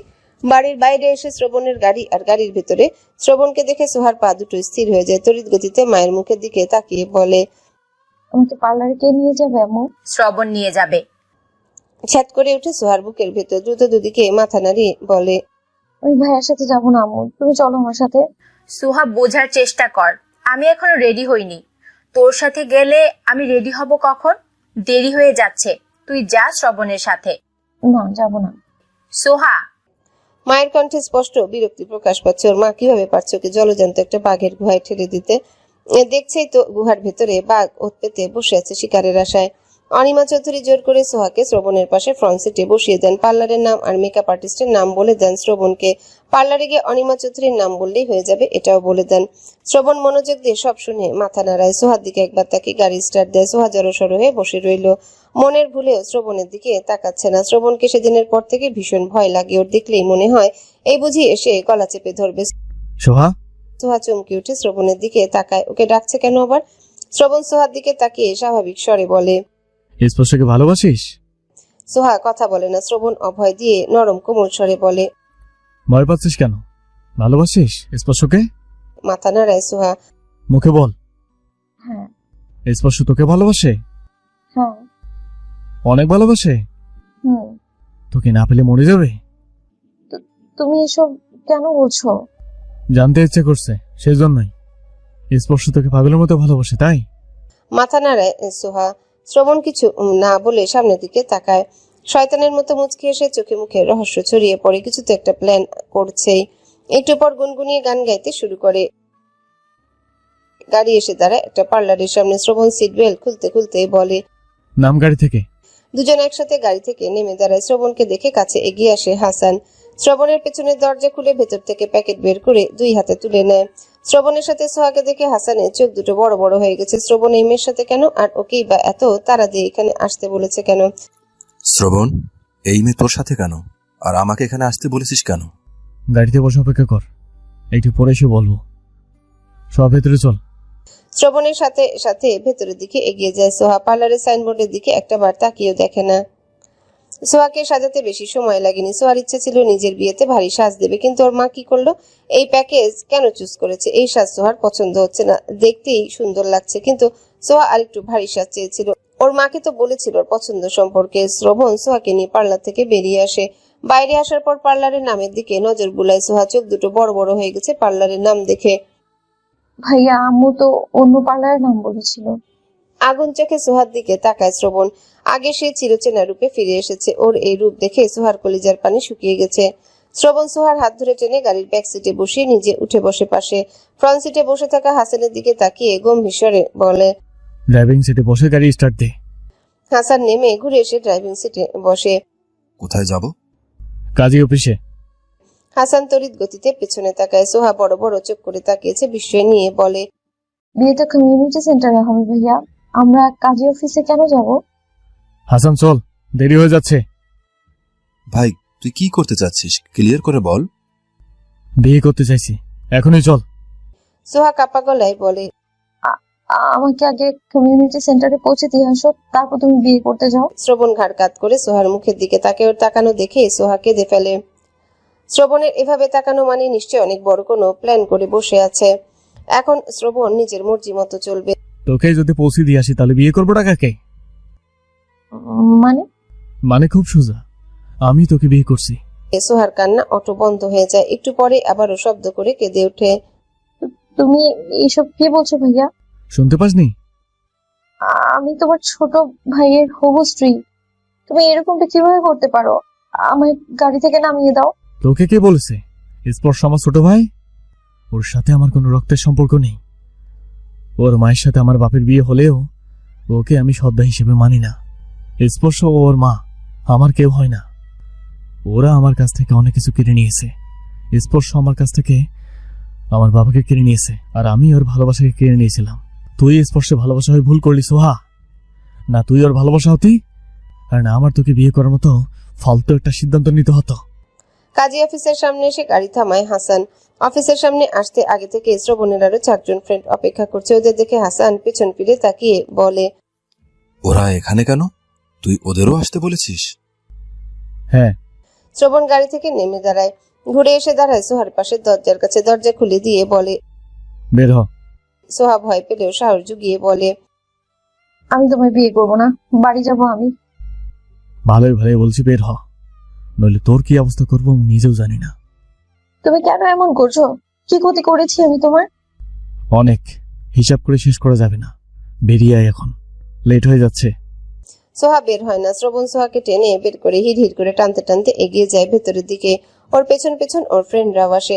ভাগ্যক্রমে কাজী অফিস এখন আর কোনো মানুষ নেই। আজকে কি শ্রবণ চৌধুরী একাই বিয়ে করবে নাকি? শ্রবণ ওর এক ফ্রেন্ডের দিকে হাত বাড়ায়। ছেলেটা একটা খাম শ্রবণের হাতে দেয়। কাজীর সাথে কথা বলে পেপারস রেডি করতে বলে ওনার পাওনা পরিশোধ করে দেয়। আগে সোহা কান্না শুনে ওর ইচ্ছে করছে ঠাটিয়ে একটা চর বসিয়ে দিতে। এই নাকা কান্না ওর একদম সহ্য হয় না আগে থেকে। কাজী সাহেব শ্রবণের দিকে তাকিয়ে বলেন, আপনার যা ইচ্ছা হয় লিখে নিন। পাশ থেকে শ্রবণের এক ফ্রেন্ড বলে, কোটিপতি পাত্র, তাই কোটি টাকা লেখেন। শ্রবণ বিরক্তি মাখা স্বরে বলে, ওকে তো শুভই না আমি। হাসান বিস্ময় নিয়ে বলে, তাহলে বিয়ে করছিস কেন? দখল করে দেখছি। মানে? শ্রবণ হাসানের কথার উত্তর দেয় না। কাজীর দিকে তাকিয়ে বলে, দেনমোহর লেখার প্রয়োজন নেই তাহলে। শ্রবণ নিজের পাঞ্জাবি আর প্যান্টের পকেট হাতড়ে যা পায় তাই বের করে 2015 টাকা। কাজীর দিকে তাকিয়ে বলে, 2015 টাকা লেখুন। সোহার ডান হাত উঁচু করে ধরে হাতের মুঠোয় টাকাগুলো ধরিয়ে দিয়ে বলে, এই যে ধর তোর দেনমোহরের টাকা। পাশ থেকে এক ফ্রেন্ড বলে, কোটিপতি হয়ে তুই মিসকিনের চেয়েও কম দেনমোহর দিলি শ্রবণ। কম করে হলো 10 লাখ দেওয়া উচিত ছিল। শ্রবণ বিরক্তি নিয়ে তাকিয়ে বলে, মাথা খারাপ না করে চুপ করে থাকতো। কাজী সাহেব পেপারস রেডি করে দুজনের দিকে এগিয়ে দেন। সোহার দিকে কলম এগিয়ে দিয়ে বলেন, সোহা চোখ তুলে কাজী সাহেবের দিকে তাকায়। সোহার দু চোখ বেয়ে অবিরাম পানি গড়িয়ে পড়ছে। দুদিকে মাথা নাড়িয়ে কান্না জড়ানো গলায় বলে, এই বিয়ে আমি করব না। শ্রবণ ক্ষিপ্ত দৃষ্টিতে সোহার দিকে তাকায়। চোয়াল চেপে ধরে দাঁতে দাঁত পিষে বলে, 1 মিনিটের মধ্যে সই করবি নয়তো। শ্রবণের আঙ্গুলের চাপে সোহার মনে হচ্ছে চোয়ালের হাড় ভেঙে যাবে। এখনই শ্রবণ পুনরায় বলে, সই কর দ্রুত, বিয়ে তোর আমাকে করতে হবে, সেটা মস্তিষ্কে গেঁথে নে। সোহা শ্রবণের হাত সরিয়ে দেওয়ার চেষ্টা করে। শ্রবণ নিজেই হাত সরিয়ে নেয়। সোহার হাতে কলম গুজে দিয়ে বলে, দ্রুত কর। সোহা খুব ভালো করে বুঝতে পারছে এই শ্রবণ নামক জালিমের হাত থেকে ওর রক্ষা নেই। শুধুমাত্র স্পর্শকে ভালোবাসে বলে এভাবে জোর করে বিয়ে করবে? চোখের পানি ফেলতে ফেলতে এলোমেলো কাপা কাপা হাতে সই করে দেয়। শ্রবণ সময় না নিয়ে দ্রুত সই করে দেয়। ধর্মীয় ভাবে বিয়েটা হয়ে যায়। বিয়ের সাক্ষী শ্রবণের 2 জন ফ্রেন্ড। বিয়ে সম্পন্ন হতে সোহার হাত ধরে টেনে নিয়ে অফিসের ভিতর থেকে বেরিয়ে আসে। হাসানের কাছ থেকে গাড়ির চাবি নিয়ে সোহাকে ফ্রন্ট সিটে বসিয়ে দেয়। দরজা লক করে 5 ফ্রেন্ডের দিকে তাকিয়ে বলে, সাইমন মামার রেস্টুরেন্ট থেকে যা ইচ্ছা খেয়ে নিস, বলবে আমি পরে পেমেন্ট করে দেব। 5 জন মাথা নাড়ায়। শ্রবণ নিজে ড্রাইভিং সিটে উঠে বসে। সোহার দিকে তাকায় একবার। সোহা মাথা নিচু করে কেঁদেই চলেছে। ভালোবাসলো এক ভাইকে আর বিয়ে করলো আরেক ভাইকে। গত 1 সপ্তাহে স্পর্শকে ভালোবেসে ফেলেছে স্পর্শ আর শ্রবণ। এই 2 ভাই স্বভাব চরিত্র সম্পূর্ণ আলাদা। স্পর্শ চেহারায় আলাদা, একটা মায়া মায়া ভাব আছে যেটা শ্রবণের চেহারায় নেই। শ্রবণ গাড়ি নিয়ে চলে যেতে ওর এক ফ্রেন্ড হাসানের দিকে তাকিয়ে বলে, এই মেয়েকে কেন বিয়ে করলো এভাবে জোর করে? পুরোটা আমি নিজেও জানি না। সোহা শ্রবণের কাজিন। আজকে সোহার সাথে শ্রবণের ছোট ভাই স্পর্শের বিয়ে ছিল। হাসানের কথা শুনে 4 জন চমকে উঠে। একজন বিস্ময় নিয়ে বলে, শ্রাবণ ছোট ভাইয়ের হবু বউকে এভাবে বিয়ে করলো? হ্যাঁ, ছোট ভাইকে তো সহ্যই করতে পারে না, তাহলে তার হবু বউকে কেন বিয়ে করলো? গাধা বুঝিস না কিছু। চৌধুরীর বাড়ির গেট পেরিয়ে ভেতরে প্রবেশ করে শ্রবণের গাড়ি। বাড়ির ভেতরে পরিবারের সকলে চেঁচামেচি শোনা যাচ্ছে। শ্রবণ জানে চেঁচামেচির কারণ। সোহা সময় মতো সেন্টারে পৌঁছায়নি। পার্লারে গিয়েও খুঁজে পায়নি। 2 জনকে কল করেও পায়নি। গেস্টরা বোধহয় সবাই সেন্টার ছেড়ে চলে গেছে এতক্ষণে। গাড়ির ভেতর থেকে বেরিয়ে সোহাকে টেনে বের করে। সোহা কেঁদে দিয়ে বলে, আমি ভেতরে যাব না। আমি এই মুখ কাউকে দেখাতে পারবো না। মুখ তো দেখতেই হবে তোর, যা বলার আমি বলবো, তুই শুধু চুপচাপ দাঁড়িয়ে থাকবি।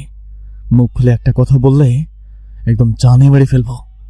ভেতরে চল এখন। সোহা শক্ত হয়ে দাঁড়ায়। শ্রবণ ঘাড় কাত করে তাকায় ওর মুখের দিকে, চোখ উল্টে আবার আকাশের দিকে তাকিয়ে কিছু একটা ভাবে পুনরায় সোহার মুখের দিকে তাকিয়ে শয়তানি এক হাসি ফুটিয়ে তোলে চোখে মুখে। সোহাকে পাজা কোলে তুলে নিয়ে ভেতরের দিকে এগিয়ে যেতে যেতে বলে, ভেতরে গিয়ে মুখ দিয়ে একটা চু শব্দ বের করবি না, করলে তুই আজকে খতম। ভয়ে সোহা চুপচাপ রইল শ্রবণের কোলে। দুজনে ভেতরে প্রবেশ করতে ড্রয়িং রুমে উপস্থিত সবাই ওদের দুজনের দিকে দ্রুত এগিয়ে আসে। সোহাকে শ্রবণের কোলে দেখে অনিমা চৌধুরী বলেন, সোহার কি হয়েছে? ওকে কোলে তুলে নিয়ে এসেছো কেন? পার্লারে না গিয়ে কোথায় গিয়েছিলে? শ্রবণের সকলের দিকে নজর বুলিয়ে সোফার দিকে এগিয়ে যায়। কোনো উত্তর না দিয়ে অনিমা চৌধুরী আতঙ্কিত হয়ে বলেন, সোহার কি হয়েছে? ও কাঁদছে কেন? শ্রবণ ঘাড় কাত করে তাকায়। তাকানো দেখে সকলে বুঝতে পারে কিছু একটা হয়েছে। কেঁদে কেটে সোহার বেহাল অবস্থা। অনিমা চৌধুরী সোহার দিকে আগাতে শ্রবণ বাধা দিয়ে গম্ভীর স্বরে বলে, আমার স্ত্রীর দিকে আগাবেন না আপনারা, কেউ শোবেন না ওকে। ড্রয়িং রুমে যেন বিস্ফোরণ ঘটে। সকলের চোখ যেন কোটর থেকে বেরিয়ে আসতে চাইছে। বাকরুদ্ধ সবাই। কি বলছে এই ছেলে? ওর স্ত্রী মানে? শামীম রেজা চৌধুরী শ্রবণের সামনে এসে দাঁড়িয়ে বলেন, শ্রাবণ, কি বলছো সব? সোহা তোমার স্ত্রী হতে যাবে কেন? শ্রবণ বাবার দিকে তাকায়ও না, কিছু বলেও না। শাহিন রেজা চৌধুরী বলেন, শ্রাবণ, তোমরা কোথায় ছিলে এতক্ষণ?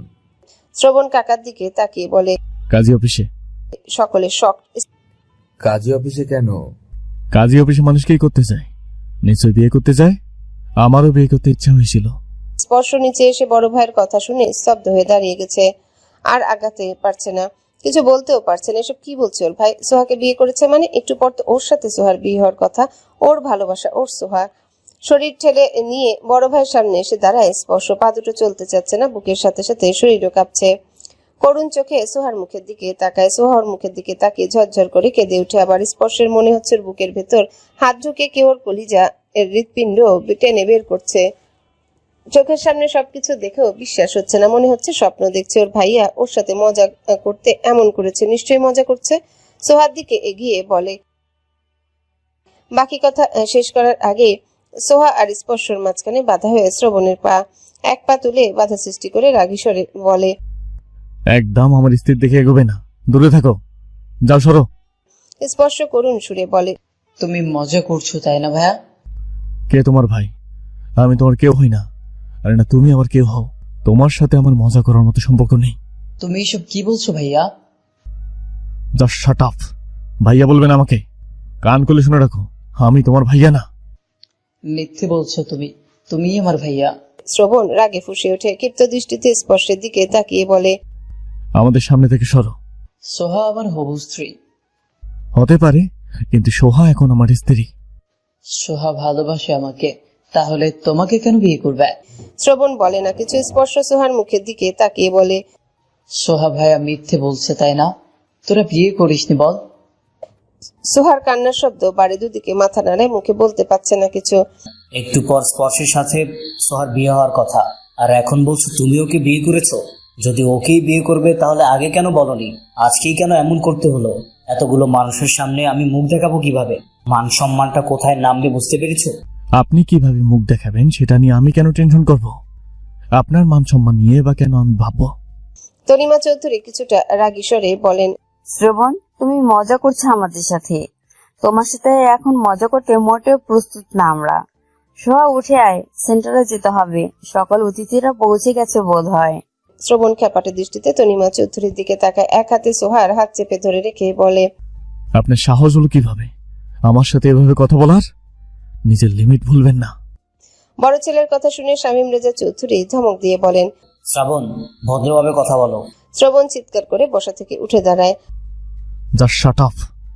উঁচু গলায় কথা বলবেন না আমার সাথে। ওর চিৎকারে সোহা সোফার সাথে সিটিয়ে যায়। উপস্থিত সকলেই কেঁপে উঠেছে। এটা কোন ধরনের ফাজলামো শ্রবণ? স্পর্শ তোমার ছোট ভাই, আর সোহা তোমার ছোট ভাইয়ের হবু স্ত্রী। তুমি ছোট ভাইয়ের হবু স্ত্রীকে কিভাবে বিয়ে করতে পারো? কে ছোট ভাই? স্পর্শের সাথে আমার কোনো সম্পর্ক নেই, ছিল না কখনো। ওর রক্ত আমার রক্ত পুরোপুরি আলাদা। না ও আমার ভাই, আর না তো এই বাড়ির সন্তান। ওকে ওর মা নিয়ে এসেছে স্বামী রেজা চৌধুরীর সাথে বিয়ে করেছিল। ওর বাপ ভাই অন্য মানুষ, আমার না। ওর সাথে আমার কোনো সম্পর্ক নেই। কাউকে কৈফিয়ত দিতে আমি বাধ্য নই। মাথা খারাপ হয়ে গেছে তোমার। শ্রবণ ক্ষুব্ধ হয়ে বাবার দিকে তাকায় বজ্রকণ্ঠে বলে, আমার মাথা খারাপ বানিয়েছেন আপনি, নিজের হাতে যত্ন করে। সোহার হাত ধরে টেনে তুলে সিঁড়ির দিকে এগিয়ে যেতে যেতে বলে, খেতে পেয়েছে আমার খাবার রুমে পাঠানোর ব্যবস্থা করা হোক। সবাই ওদের চলে যাওয়া দেখে স্পর্শ পাথরের মূর্তির মতন দাঁড়িয়ে আছে। মস্তিষ্ক ঘুরপাক খাচ্ছে শ্রবণের বলা কথাগুলো। পরপর দুটো শক খেয়ে বেচারা নড়াচড়া করতে ভুলে গেছে যেন। এতগুলো বছর ধরে যাকে ভালোবাসলো তাকে হারিয়ে ফেললো চিরদিনের জন্য। যাকে নিয়েও স্বপ্ন দেখলো সে এখন ওরই বড় ভাইয়ের স্ত্রী। না, বড় ভাই না তো। শ্রবণ তো বললো স্পর্শ শ্রবণের ভাই না, আর না তো এই বাড়ির সন্তান। যাকে ছোটবেলা থেকে আব্বু ডেকে আসছে সে ওর আব্বু না। যে পরিবারকে নিজের পরিবার ভেবে আসছে সেই পরিবার ওর নিজের পরিবার না। যে বাড়িকে নিজের বাড়ি মনে করে আসছে সেই বাড়ি ওর না। তাহলে ওর আসল পরিচয় কি? নিজের রুমে প্রবেশ করে সোহাকে প্রায় ছুঁড়ে ফেলার মতো করে ফেলে দেয় শ্রাবণ। নিজেকে সামলাতে না পেরে ফ্লোরে আছড়ে পড়ে সোহা। ব্যথা পেয়ে আরো জোরে কেঁদে ওঠে। শ্রবণ দরজা লাগিয়ে সোহার সামনে এসে বসে পায়ের উপর ভর করে সোহার চোয়াল চেপে ধরে দাঁতে দাঁত পিষে বলে, আমার সামনে একদম লেখাখানা কাঁদবি না। কাঁদবি তো তোর জিপ্পা টেনে ছিঁড়ে ফেলবো। মুখ বন্ধ কর দ্রুত। সোহা শ্রবণের মুখের দিকে তাকায় একবার। হিংস্র চেহারা দেখে সাথে সাথে দৃষ্টি নামিয়ে নেয়। কান্না বন্ধ করতে চাইলেও পারছে না। শ্রবণ ওকে ছেড়ে দিয়ে উঠে বসে বিছানায়। সোহা মুখে হাত চেপে অন্যদিকে ঘুরে বসে থাকে। ওর ভবিষ্যৎ যে সুখের নয় সেটা এখনই বুঝতে পারছে। তনিমা চৌধুরী স্পর্শকে ধরে ঝাঁকি দিয়ে বলেন, স্পর্শ, এরকম ভাবে দাঁড়িয়ে আছিস কেন? স্বাভাবিক হ। স্পর্শ ওর মায়ের মুখের দিকে তাকায়।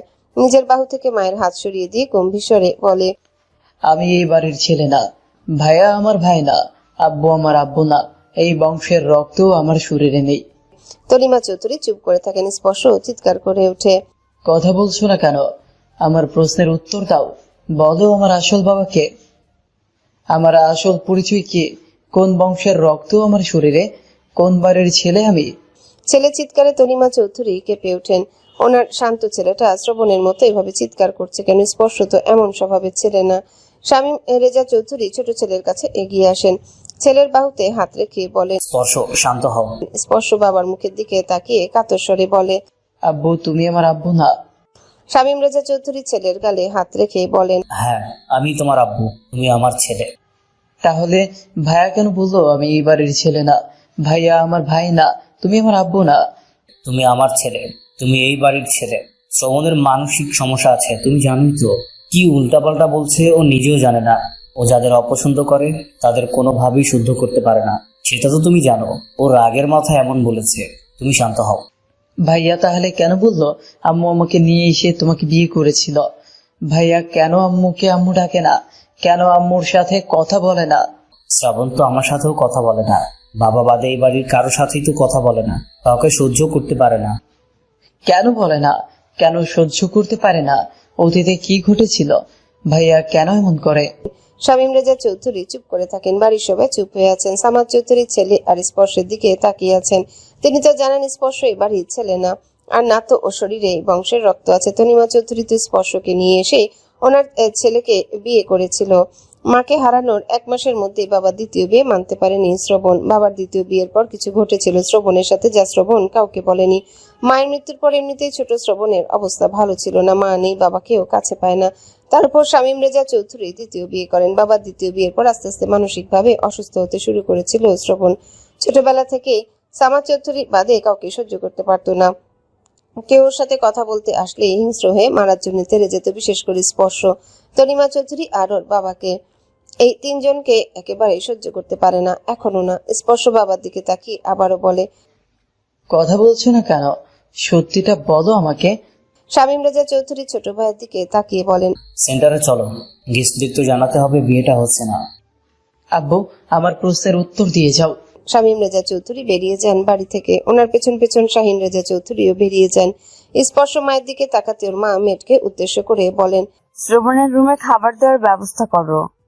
কথাগুলো বলে দ্রুত পায়ে নিজেদের রুমের দিকে এগিয়ে যান।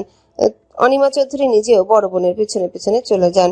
স্পর্শ অবাক হয়ে তাকিয়ে দেখে 4 জনে চলে যাওয়া। 4 জনই যেন ওর কাছ থেকে পালিয়ে গেল এক প্রকার। সবাই কিছু তো একটা লুকাচ্ছে ওর কাছ থেকে। দাদার দিকে তাকিয়ে বলে, দাদা ভাই অন্তত তুমি বলো। তুমি পরে তোমার বাবা মায়ের কাছ থেকে জেনে নিও। আমি এখনই শুনতে চাই, তুমি বলো। সামাদ চৌধুরী কিছু বলেন না, ধীর পায়ে হেঁটে নিজের রুমের দিকে এগিয়ে যান। শ্রবণ যেমন কিছু করতে পারে ওনার কল্পনায় ছিল না। যেই সোহাকে দুই চোখে দেখতে পারে না তাকে বিয়ে করে নিল, কোন মতলবে সোহাকে বিয়ে করলো? স্পর্শের সাথে বিয়ে হচ্ছিল বলে নাকি অন্য কোনো কারণে? স্পর্শ একাই দাঁড়িয়ে রইল ড্রয়িং রুমে। পুরো ড্রয়িং রুম এখন ফাঁকা। সিয়াম পার্লারের দিকে গেছে সোহা আর শ্রবণকে খুঁজতে, ওদের ফোনেও পাওয়া যাচ্ছিল না। আবার পার্লারে কল করে জানতে পারে ওরা পার্লারে পৌঁছায়নি, তাই সিয়াম বেরিয়েছিল খুঁজতে। ঘন্টাখানিক পর শ্রবণের রুমের দরজায় নক হয়। শ্রবণ দরজার দিকে তাকিয়ে ফ্লোরে বসে থাকা সোহার দিকে তাকায়। সোহা এখনো একই ভঙ্গিতে বসে আছে ফ্লোরে।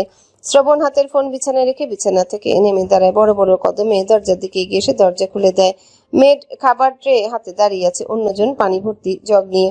শ্রবণ খাবারের ট্রে আগে ভেতরে রেখে খালি জগ একজনের হাতে ধরিয়ে দিয়ে পানি ভর্তি জগটা নিয়ে দরজা লাগিয়ে দেয়। জগ রেখে হাত ধুয়ে নেয়। দুজনের খাবার দিয়ে গেছে। শ্রবণ একটা প্লেটে নিজের জন্য খাবার নিয়ে বিছানায় বসে চুপচাপ পেট ভরে খাবার খায়। গত কয়েকদিন ধরে ঠিকমতো খেতে পারেনি। খাওয়া শেষে রুমের দরজা চাবি দিয়ে লক করে দেয়। রুমের লাইট অফ করে পাঞ্জাবি পরে শুয়ে পড়ে। ঘুম পাচ্ছে ভীষণ, আরামের ঘুম দেবে এখন। বেশ কিছুক্ষণ পেরিয়ে যায়। শ্রবণের ভারী নিঃশ্বাস ফেলার শব্দ স্পষ্ট শুনতে পাচ্ছে সোহা। শ্রবণ ঘুমে বিভোর হয়ে গেছে বুঝতে পেরে ঘাড় ঘুরিয়ে বিছানার দিকে তাকায়। বুকের উপর বালিশ রেখে দুই হাতে জড়িয়ে ধরে ঘুমিয়ে গেছে। সোহা ধীরে ধীরে উঠে দাঁড়ায়। নিচে বসে থাকতে থাকতে পা আর মাজা ব্যথা হয়ে গেছে। তখন আছড়ে পড়ার কারণেও ব্যথা পেয়েছিল। ধীরে ধীরে নিঃশব্দে দরজার দিকে আগায়। দরজা খুলতে গিয়ে বুঝতে পারে চাবি দিয়ে লক করা হয়েছে। বোকামি। ওকে মুক্ত রেখে কি শ্রবণ এভাবে বিভোর হয়ে ঘুমাবে? রুম থেকে বের হতে না পেরে আবারও ফুপিয়ে উঠে সোহা। দরজা ঘেঁষে বসে পড়ে। একবার রুম থেকে বের হতে পারলে জীবনে আর শ্রবণের সামনে আসতো না। এমন জায়গায় গিয়ে লুকাতো যে শ্রবণ সারা জীবন খুঁজেও ওকে পেত না। আচ্ছা, স্পর্শ কি করছে এখন? ও ঠিক আছে? কাঁদছে কি? সোহার তো ভীষণ কষ্ট হচ্ছে আর কান্না পাচ্ছে স্পর্শকে না পেয়ে। সোহা তো স্পর্শকে ভালোবাসে, স্পর্শ ওকে ভীষণ ভালোবাসে। গত কয়েকদিন দুজন কত সুন্দর সুন্দর সময় কাটিয়েছে। দুজন একসাথে কত শত স্বপ্ন দেখেছিল এই কয়েকদিন ধরে। সব আজ শেষ হয়ে গেছে। শ্রবণ নামক ঝড় আজ হুট করেই সব ধ্বংস করে দিয়েছে। ওর স্বপ্ন, ওর অল্প কয়েকদিনের ভালোবাসা সব শেষ। বিছানার দিকে তাকায় আবার। সকলের ঘুম হারাম করে শান্তি কেড়ে নিয়ে নিজে শান্তির ঘুম দিয়েছে। শ্রবণের বলা কথাগুলো স্মরণ হয়। শ্রবণ অনেকবার বলেছে স্পর্শ ওর ভাই না, তো রিমা চৌধুরী ওর মা না। এরকম কথা কেন বললো শ্রবণ? সোয়া তো বুঝতে শেখার পর থেকে জানে স্পর্শ শ্রবণ আপন ভাই। তো রিমা চৌধুরী শ্রবণের নিজের মা। তো রিমা চৌধুরী যদি শ্রবণের মা না হয় তাহলে শ্রবণের মা কে? সে কোথায়? স্পর্শ কি শ্রবণের সৎ ভাই? শ্রবণ তো এটাও বলল স্পর্শের সাথে ওর রক্তের কোনো সম্পর্ক নেই। স্পর্শ এই বাড়ির ছেলে না। আরো যেন কি কি বলল মনে নেই সোহার। সবকিছু কেমন সোহার মাথার উপর দিয়ে যাচ্ছে, বুঝতে পারছে না কিছুই। কি চলছে এই বাড়িতে? এত কেন ঝামেলা? শুধু শ্রবণ এই বাড়িতে আসলে একটা না একটা ঝামেলা হবে। এই বেটা শ্রবণ চৌধুরী না ঝামেলা চৌধুরী। শ্রবণ নাম না রেখে ঝামেলা রাখা উচিত ছিল। এর সবকিছুতেই সমস্যা আর শুধু ঝামেলা করে। 5টার দিকে ঘুম ভাঙে শ্রবণের। শোয়া অবস্থায় সোহা যেখানে বসেছিল সেখানে তাকায়। সোহাকে দেখতে না পেয়ে আশেপাশে নজর বুলায়। দেখে সোহা দরজার সাথে ঘেঁষে বসে আছে, হাঁটুতে মুখ গুজে। ওখানে বসে থাকার কারণ উদ্ঘাটন করতে 10 সেকেন্ডেরও সময় লাগে না শ্রবণের। শ্রবণ শোয়া থেকে উঠে বসে, গায়ের পাঞ্জাবি খুলতে খুলতে গম্ভীর স্বরে বলে, পালিয়ে যেতে পেরেছিস? তড়িৎ গতিতে মুখ তুলে শ্রবণের দিকে তাকায় সোহা। শ্রবণ পাঞ্জাবি রেখে উঠে দাঁড়িয়ে ওয়াশরুমের দিকে এগিয়ে যেতে যেতে বলে, আমার অনুমতি পেতে তো ওয়াশরুমে যেতে পারবে না। সেখানে রুমের বাইরে যাওয়া তো প্রশ্নই আসে না। কথাগুলো বলতে বলতে ওয়াশরুমের দরজা ঠেলে ভেতরে প্রবেশ করে। সোহা আগের মতোই বসে রইল। জীবনে কি পাপ করেছে যে শ্রবণের মতো একটা সমস্যার সাথে ওর জীবন জড়িয়ে গেল? শাওয়ার নিয়ে কোমরে টাওয়েল পেঁচিয়ে বেরিয়ে আসে শ্রবণ। সোহা একবার তাকে সাথে সাথে দৃষ্টি নামিয়ে নেয়। শ্রবণ কাভারের দিকে এগিয়ে যেতে যেতে বলে, বলেও তোর নোংরা দৃষ্টি আমার দিকে দিবি না, নোংরা মহিলা। বিয়ে ঠিক আছে সারেনি, পুরুষ মানুষের সাথে ঢলাঢলি শুরু। আমি ড্রেস না থাকলে তুই চোখ তুলে থাকতে পারবি না, তাকালে তোর চোখ উকড়ে নেবো আমি। সোহা কিচ্ছু বলে না। শ্রবণ ট্রাউজার পরে টি শার্ট গায়ে জড়ায়, চুলগুলো ভালোভাবে মুছে ব্যালকনির দিকে তাকায়। বেতে চেয়ারের উপর রাখা সিগারেটের প্যাকেট থেকে একটা সিগারেট বের করে ধরা একটা টান দিয়ে ধোয়া উপরের দিকে ছেড়ে দেয়। গেটের দিকে চোখ যেতে দেখে কয়েকজন গেস্ট বেরিয়ে যাচ্ছে। আরেক টান দিয়ে ধোয়া বাইরে উড়িয়ে দেয়। স্পর্শের নানা ভেতরের দিকে আসছিলেন। ওনার চোখ পড়ে শ্রাবণের ব্যালকনির দিকে। দুজন দুজনের দিকে তাকিয়ে থাকে। শ্রবণ সিগারেট আরেক টান দিয়ে ধোয়া ছেড়ে দেয়। স্পর্শের নানা কিছুক্ষণ তাকিয়ে থেকে ভেতরের দিকে এগিয়ে আসেন। শ্রবণ ঘাড় কাত করে মুচকি হাসে। সেই আনন্দ হচ্ছে ওর। বিয়ে করে আসার পর থেকে এক একজনের চেহারা দেখে নাচতে ইচ্ছা করছে। আহ, শান্তি। সময় গড়ায়। বিকেল সন্ধ্যা গড়িয়ে রাত 9টা বেজে গেছে। শ্রবণ একবারের জন্য রুম থেকে বের হয়নি আর। সোহা একপাশে দেয়ালের সাথে ঘেঁষে বসে আছে এখনো। একবার শুধু ওয়াশরুমে গিয়েছিল। শ্রবণ দাদার ফোনে মেসেজ পাঠায়। দাদা ভাই, আমার খাবার দিয়ে যেতে বলো। ওর এখন নিচে গিয়ে ওই ডাইনি আর শয়তানগুলোর চেহারা দেখতে মোটেও ইচ্ছে করছে না। নিচে গেলে শান্ত মেজাজটা গরম হয়ে আগ্নেয়গিরির মতো ব্লাস্ট করবে। 5 মিনিট হওয়ার আগে মিট খাবার দিয়ে যায় দুজনের জন্য। শ্রবণ নিজের খাবার নিয়ে খেতে শুরু করে। সোহার দিকে একবার তাকে আবারও বিরিয়ানি তুলতে তুলতে বলে, না খেয়ে মরতে চাস নাকি এখনই? খাবার খা, খেয়ে বেঁচে থাক। তুই মরে গেলে তো আমার শান্তিও মরে যাবে, তাই তোর বেঁচে থাকা প্রয়োজন। দ্বিতীয়বার আর বলবো না, খা দ্রুত। শেষের কথাগুলো রাগী গলায় বলে। সোহা উঠে দাঁড়িয়ে শরীর টেনে নিয়ে আসে খাবারের কাছে। সেই সকাল 10টার সময় খেয়েছিল, তারপর সারাদিন ধরে না খাওয়া। শরীরে এখন শক্তি পাচ্ছে না, কেঁদে কেটে অবস্থা আরো খারাপ। মৃত্যুকে ভয় পায় সোহা। ও এখনই মরতে চায় না, আরো অনেক বছর বাঁচতে চায়। দুপুরে খেতে ইচ্ছে করেনি, আর এখন শ্রবণের ভয়ে খাচ্ছিল না। শ্রবণ আরেক লোকমা মুখে পুরে বলে, নিচে বসে খাবি? সোহা প্লেটে খাবার নিয়ে নিচেই বসে। শ্রবণ বিছানায় বসে খাচ্ছে। সোহা বুঝতে শেখার পর থেকে কোনোদিনও চেয়ার টেবিল ছাড়া বসে খাবার খায়নি, আর আজকে নিজ বাড়িতে ফ্লোরে বসে খেতে হচ্ছে। কয়েক লোকমা জোর করে গিলে ফুপিয়ে ওঠে মেয়েটা। শ্রবণ বিরক্তিতে মুখ দিয়ে অসূচক শব্দ উচ্চারণ করে। সোহার দিকে তাকিয়ে জোরে ধমক দিয়ে রাগী স্বরে বলে, মুখ দিয়ে আর একটা শব্দ বের হলে তোর মুখে সিল মেরে দেবো সারা জীবনের জন্য। সোহা শ্রবণের দিকে তাকায় না। প্লেট হাতে নিয়ে আরো দূরে সরে বসে, যেন ভুল করে মুখ দিয়ে শব্দ বের হয়েও শ্রবণ শুনতে না পায়। খাওয়া শেষ হয়, শ্রবণের প্লেট নিচেই রেখে দেয় এলোমেলো ভাবে। হাত ধুয়ে এসে কতক্ষণ ফোন চাপে। সোহার খাওয়া শেষ হতে লাইট অফ করে দিয়ে বিছানায় উঠে শুয়ে পড়ে। গম্ভীর স্বরে বলে, তুই ফ্লোরে ঘুমাবি, বিছনা বালি ছাড়া। মনের ভুলেও বিছনায় আসার সাহস করবি না, আর কাউকে চেয়েও না। আর একবার যদি তোর নাক টানার শব্দ আমার কানে আসে, সেদিনের কথা ভুলিস না নিশ্চয়। সোহা বসে রইল আগের মতোই। জন্মের পর থেকে যেই মেয়ে তুলতুলে ম্যাট্রেসে ঘুমিয়ে বড় হয়েছে, সেই মেয়ে এখন এই শক্ত ফ্লোরে কিভাবে ঘুমাবে? তাও বিছানা বালিশ ছাড়া ঘুমানো যায়? কাউচেও ঘুমাতে নিষেধ করে দিয়েছে। একটা মানুষ এমন কিভাবে হতে পারে? একটু কি দয়া মায়া নেই? আমি স্পর্শ নয় যে তুই তাকে দেখে দেখবি। নিজের দৃষ্টি সংযত কর, নয়তো তোর চোখ কানা করে দেব। দ্রুত ঘুরে বসে সোহা। অন্ধকারের মধ্যে কিভাবে বুঝলো সোহা বিছানার দিকে তাকিয়ে আছে? বেশ কিছুক্ষণ সময় অতিবাহিত হয়ে যায়। শ্রবণ চোখ মেলে তাকায়। পাশ থেকে ফোন হাতে নিয়ে ফ্ল্যাশ অন করে ফ্লোরের দিকে ধরে দেখে সোহা এখনো আগের মতোই উল্টো ফিরে বসে আছে। অন্ধকারের মধ্যে আলো জ্বলে উঠতে দেখে পেছনে ফিরে তাকায় সোহা। লাইটের আলোয় চোখ ধাঁধিয়ে যায়, সাথে সাথেই আবার আগের মতো হয়ে বসে। এই শ্রবণ ওর দিকে এভাবে লাইট ধরে আছে কেন? সোহা দুই হাতে পরনের লেহেঙ্গা খামচে ধরে। মনের মধ্যে নানান রকম ভয় দানা বাঁধছে। শ্রবণ গম্ভীর স্বরে বলে, ডাইনির বাচ্চা, ডাইনি বিছানায় এসে ঘুমা। সোহা বলে না কিছু, আগের জায়গা থেকে নড়েও না, একই ভঙ্গিতে বসে আছে। শ্রবণ আজকে ওকে অনেকবার ডাইনির বাচ্চা ডাইনি বলেছে। শ্রবণ ধৈর্যহারা হয়ে খাপাটে গলায় বলে, আসবি নাকি ঘেটি ধরে নিয়ে আসতে হবে? সোহা বসা থেকে উঠে দাঁড়ায়। শ্রবণ আবারও বলে, তুই ওই পাশে ঘুমাবি, বলেও আমার গায়ে ছোঁয়া দিবি না, দিলে লাথি দিয়ে সোজা নিচে ফেলে দেবো। সোহা ধীর পায়ে বিছানার কাছে এগিয়ে এসে, রাগ হচ্ছে ভয় হচ্ছে। শ্রবণ ঝাড়ি দিয়ে বলে, বাল পড়ছস? ঝনঝন করছে? ওইসব বালছার সব খুলে বিছনায় উঠবি, আর ভুলেও টাচ যেন না লাগে আমার গায়ে। সোহা সব জুয়েলারি খুলে একপাশে রেখে দেয়। ভয়ে ভয়ে বিছানা উঠে কিনার ঘেঁষে শুয়ে পড়ে। ওর জন্য শ্রবণ 1.5 হাত জায়গা দিয়েছে, শোয়ার জন্য, আর পুরোটা নিজের দখলে রেখে দিয়েছে। দুজনের মাঝখানে বড় একটা কোলবালিশ দেওয়া হয়েছে। আলো অফ হয়ে যায়। পুনরায় পুরো রুম অন্ধকার নেমে আসে। শ্রবণ কিছুটা ক্ষোভ প্রকাশ করে বলে, আমার শৈশব গ্রাস করেছে তোর ডাইনি মা খালা, আর পুরো জীবন গ্রাস করবি তুই। মানুষ খাল কেটে কুমির আনে, আমি ডাইনি নিছি। আস্ত একটা ডাইনি, শয়তান মেয়ে, ঘুমা। একটা শব্দ হলে লাথি দিয়ে নিচে ফেলে দেব। সোহা চুপ করে থাকে। ও জানে একটা উত্তর করলে শ্রবণ ওকে লাথি দিয়ে নিচে ফেলবে না, গলা চেপে সোজা উপরে পাঠিয়ে দিবে। মরতে না চাইলে ওর সামনে মুখ বন্ধ করেই থাকতে হবে। সোহার অস্বস্তি হচ্ছে। ভারী লেহেঙ্গা পরে শোয়ার কারণে মেকআপ রিমুভ করা হয়নি, আবার পাশে শ্রবণ আছে। রুমে বন্দি হওয়ার পর থেকে ভয় ভয়ে ছিল সোহাকে, কিন্তু এখন ভয়টা কমে এসেছে অনেক। আর যাই হোক, শ্রবণ ওর কাছে আসবে না, এতেই ওর বিশাল স্বস্তি। ক্লান্ত দুর্বল লাগছে, ঘুমেরা ভর করছে দুই চোখে। ভুলেও শ্রবণের দিকে তাকায় না। নিজের জন্য বরাদ্দকৃত জায়গায় জড়সড় হয়ে শুয়ে রইল শ্রবণের বিপরীত দিকে কাত হয়ে।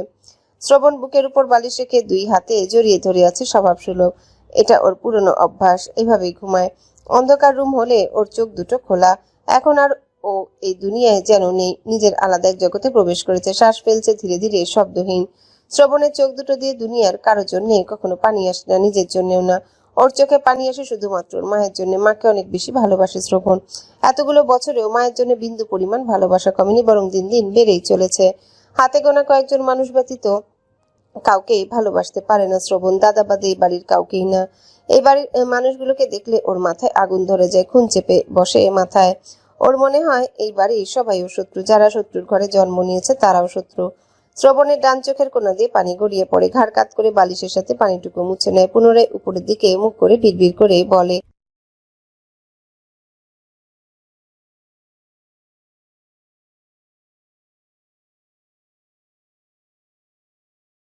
আম্মু, আমি আসতেছি তোমার কাছে।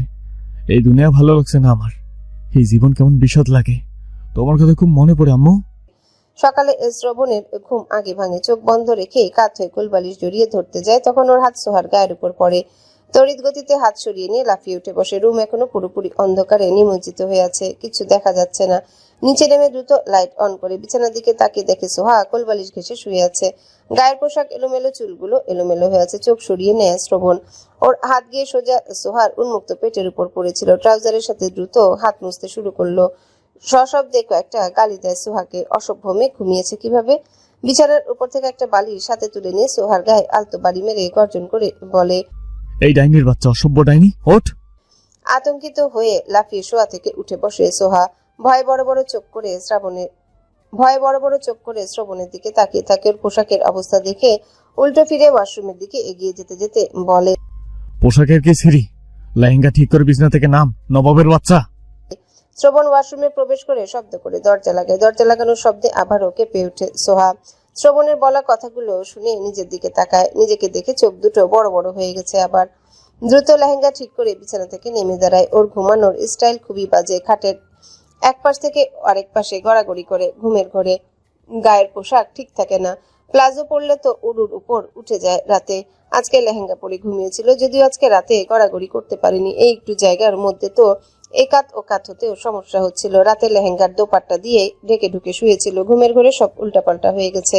বেশ কিছুক্ষণ পর ওয়াশরুম থেকে বেরিয়ে আসে শ্রবণ। বিছানার দিকে একবার তাকিয়ে সোহার দিকে তাকায়, দাঁতে দাঁত পিষে বলে, তোর বাপ এসে বিছানা গুছিয়ে দিয়ে যাবে।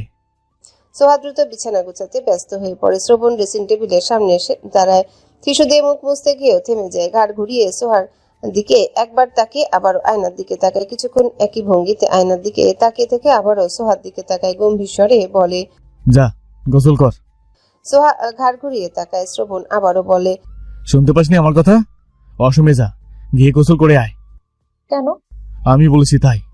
সোহা দরজার দিকে তাকিয়ে আবার শ্রবণের দিকে তাকায়। শুকনো ঢোক গিলে বলে, দরজা খুলে দাও তাহলে।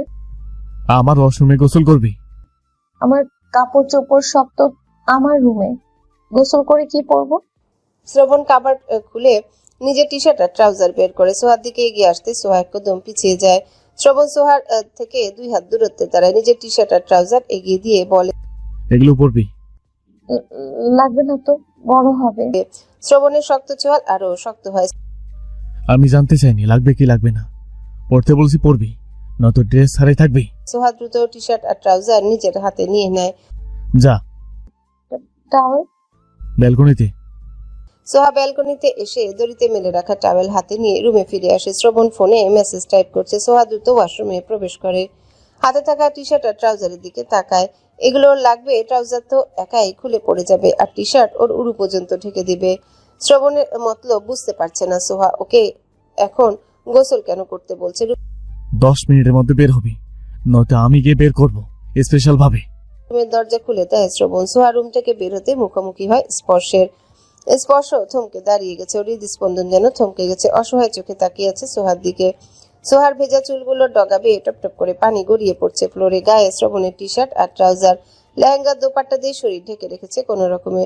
সোহা নিজেও তাকিয়ে আছে স্পর্শের মুখের দিকে। আজকে সকালটা এক অন্যরকম হয়।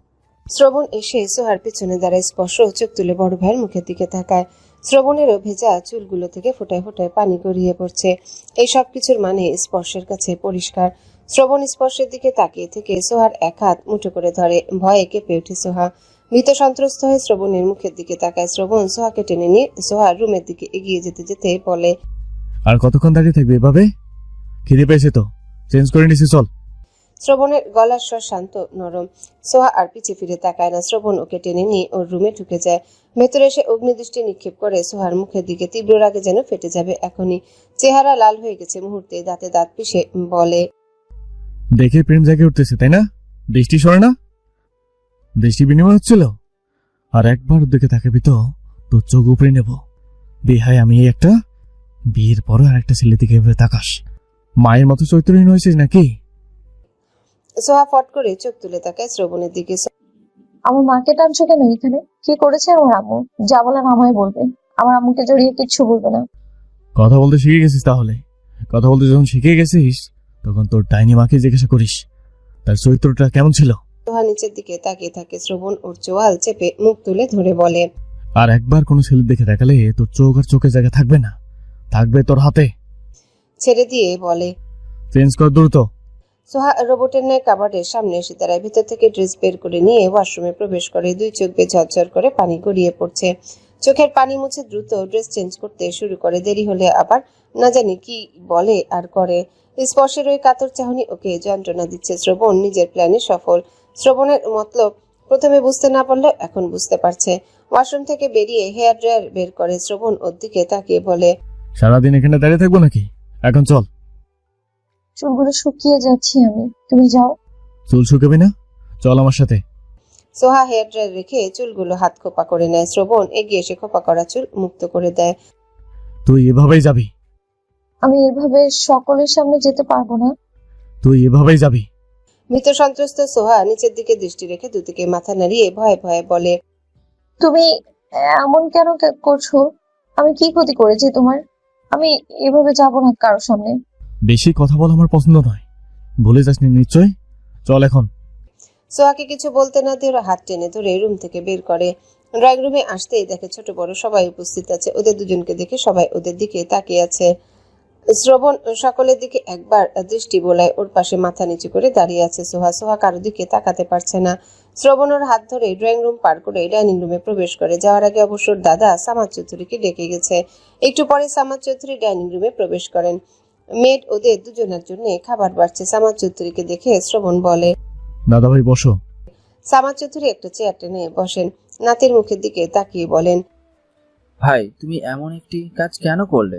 শ্রবণ শান্ত দৃষ্টিতে দাদার মুখের দিকে তাকিয়ে থাকে কিছু সময়, তারপর বলে, কেমন কাজ করেছি? তুমি সোহাকে কেন বিয়ে করলে? ইচ্ছা হয়েছিল।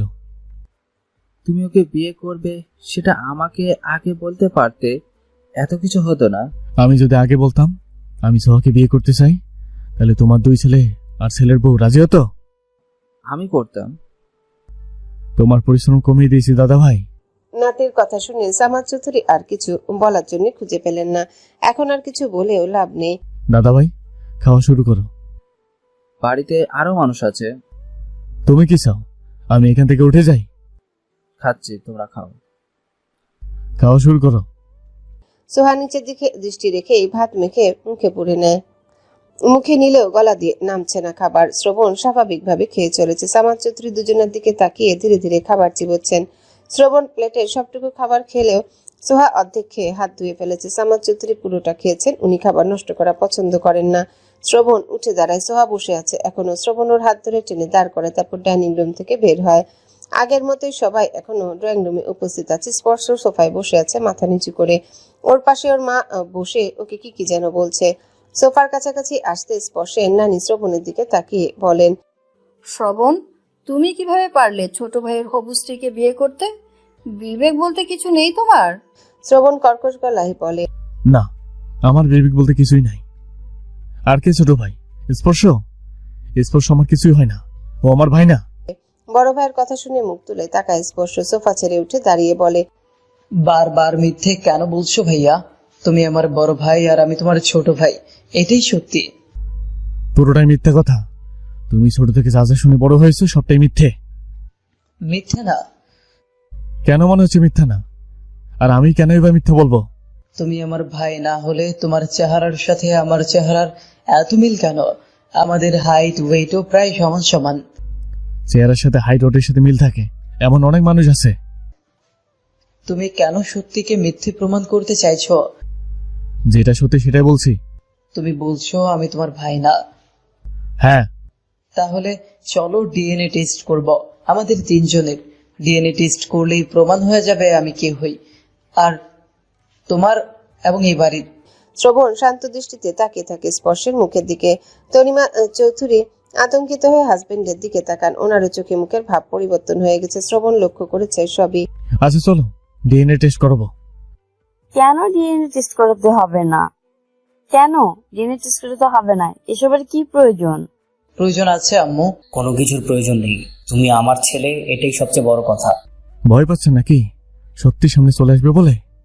শামীম রেজা চৌধুরী কিছু বলতে উদ্যত হয়েছিলেন, কিন্তু ওনাকে থামিয়ে দিয়ে স্পর্শ বলে, ভাইয়া চলো হসপিটালে, তুমি যে ভুল সেটা প্রমাণ হয়ে যাবে। কে ভুল আর কে সঠিক সেটা আমি খুব ভালো করেই জানি। চলো হসপিটালে চলো। স্পর্শ বাবার দিকে তাকিয়ে বলে, আব্বু চলো। আমি কোথাও যাব না, আর তুমিও যাবে না। শ্রবণ এগিয়ে এসে বাবার সামনে দাঁড়ায়। শামীম রেজা চৌধুরী কিছু বুঝে ওঠার আগে হাত বাড়িয়ে ওনার মাথার চুল খামচে ধরে। শ্রবণ মুহূর্তে কতগুলো চুল উঠে ওর হাতের মুঠোয় চলে আসে। বাইরের দিকে এগিয়ে যেতে যেতে বলে, স্পর্শ আসো, ওই চৌধুরীকে আর প্রয়োজন নেই। স্পর্শ বড় ভাইয়ের পেছনে পেছনে এগিয়ে যায়। পেছন থেকে হতভম্ব হয়ে দুজনা যাওয়ার পথে তাকিয়ে আছে অনেকে। তনিমা চৌধুরী শামীম রেজা চৌধুরীর পাশে দাঁড়িয়ে চাপা ভয়ার্ত কণ্ঠে বলেন, শ্রবণ তো সব সত্যি জানতে পেরে যাবে। এবার ডিএনএ টেস্ট করতে দেওয়া যাবে না কিছুতেই, তুমি আটকাও ওদের। অনিমা চৌধুরী দ্রুত মেয়ের কাছে এসে দাঁড়ান। সোহা টলমল চোখে মায়ের মুখের দিকে তাকিয়ে থাকে। দেখতে দেখতে চোখ বেয়ে পানি গড়িয়ে পড়ে।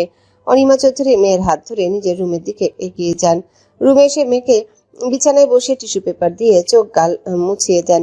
সোহার হেঁচকি উঠে গেছে। অনিমা চৌধুরী মেয়ের পাশে বসে বলেন, তুই ওই পাগলের সাথে কেন গিয়েছিস কাজী অফিসে? সোহা হেঁচকি তুলতে তুলতে বলে, আমি গিয়েছি, তুমি তো আমার জোর করে ভাইয়ের সাথে পাঠিয়েছিলে। আমি বারবার তোমায় বলছিলাম আমার সাথে যেতে, কিন্তু তুমি তো রাজিই হলে না। সবকিছুর বেলায় তোমার সময় থাকলেও আমার বেলায় তোমার সময় নেই। অনিমা চৌধুরী একটু চুপসে যান, তবুও বলেন, তুই ওকে বিয়ে কেন করলি? বাঘের খাঁচায় বন্দি করে দিয়ে জিজ্ঞেস করছো বাঘের খাবার কেন খেয়েছি? ও তোকে ভয় দেখিয়ে বিয়ে করেছে? হ্যাঁ। ওকে ভয় পেয়েছিস কেন? তুই রাজি হয়েছিস কেন বিয়ে করতে? মরার চেয়ে ভাইকে বিয়ে করাটাই ভালো মনে হয়েছিল। বিড়বিড় করে কি বলছিস?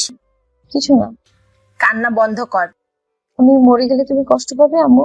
অনিমা চৌধুরী মেয়ের কথা শুনে আটকে ওঠেন। মেয়েকে জড়িয়ে ধরে বলেন, এসব কি বলছিস?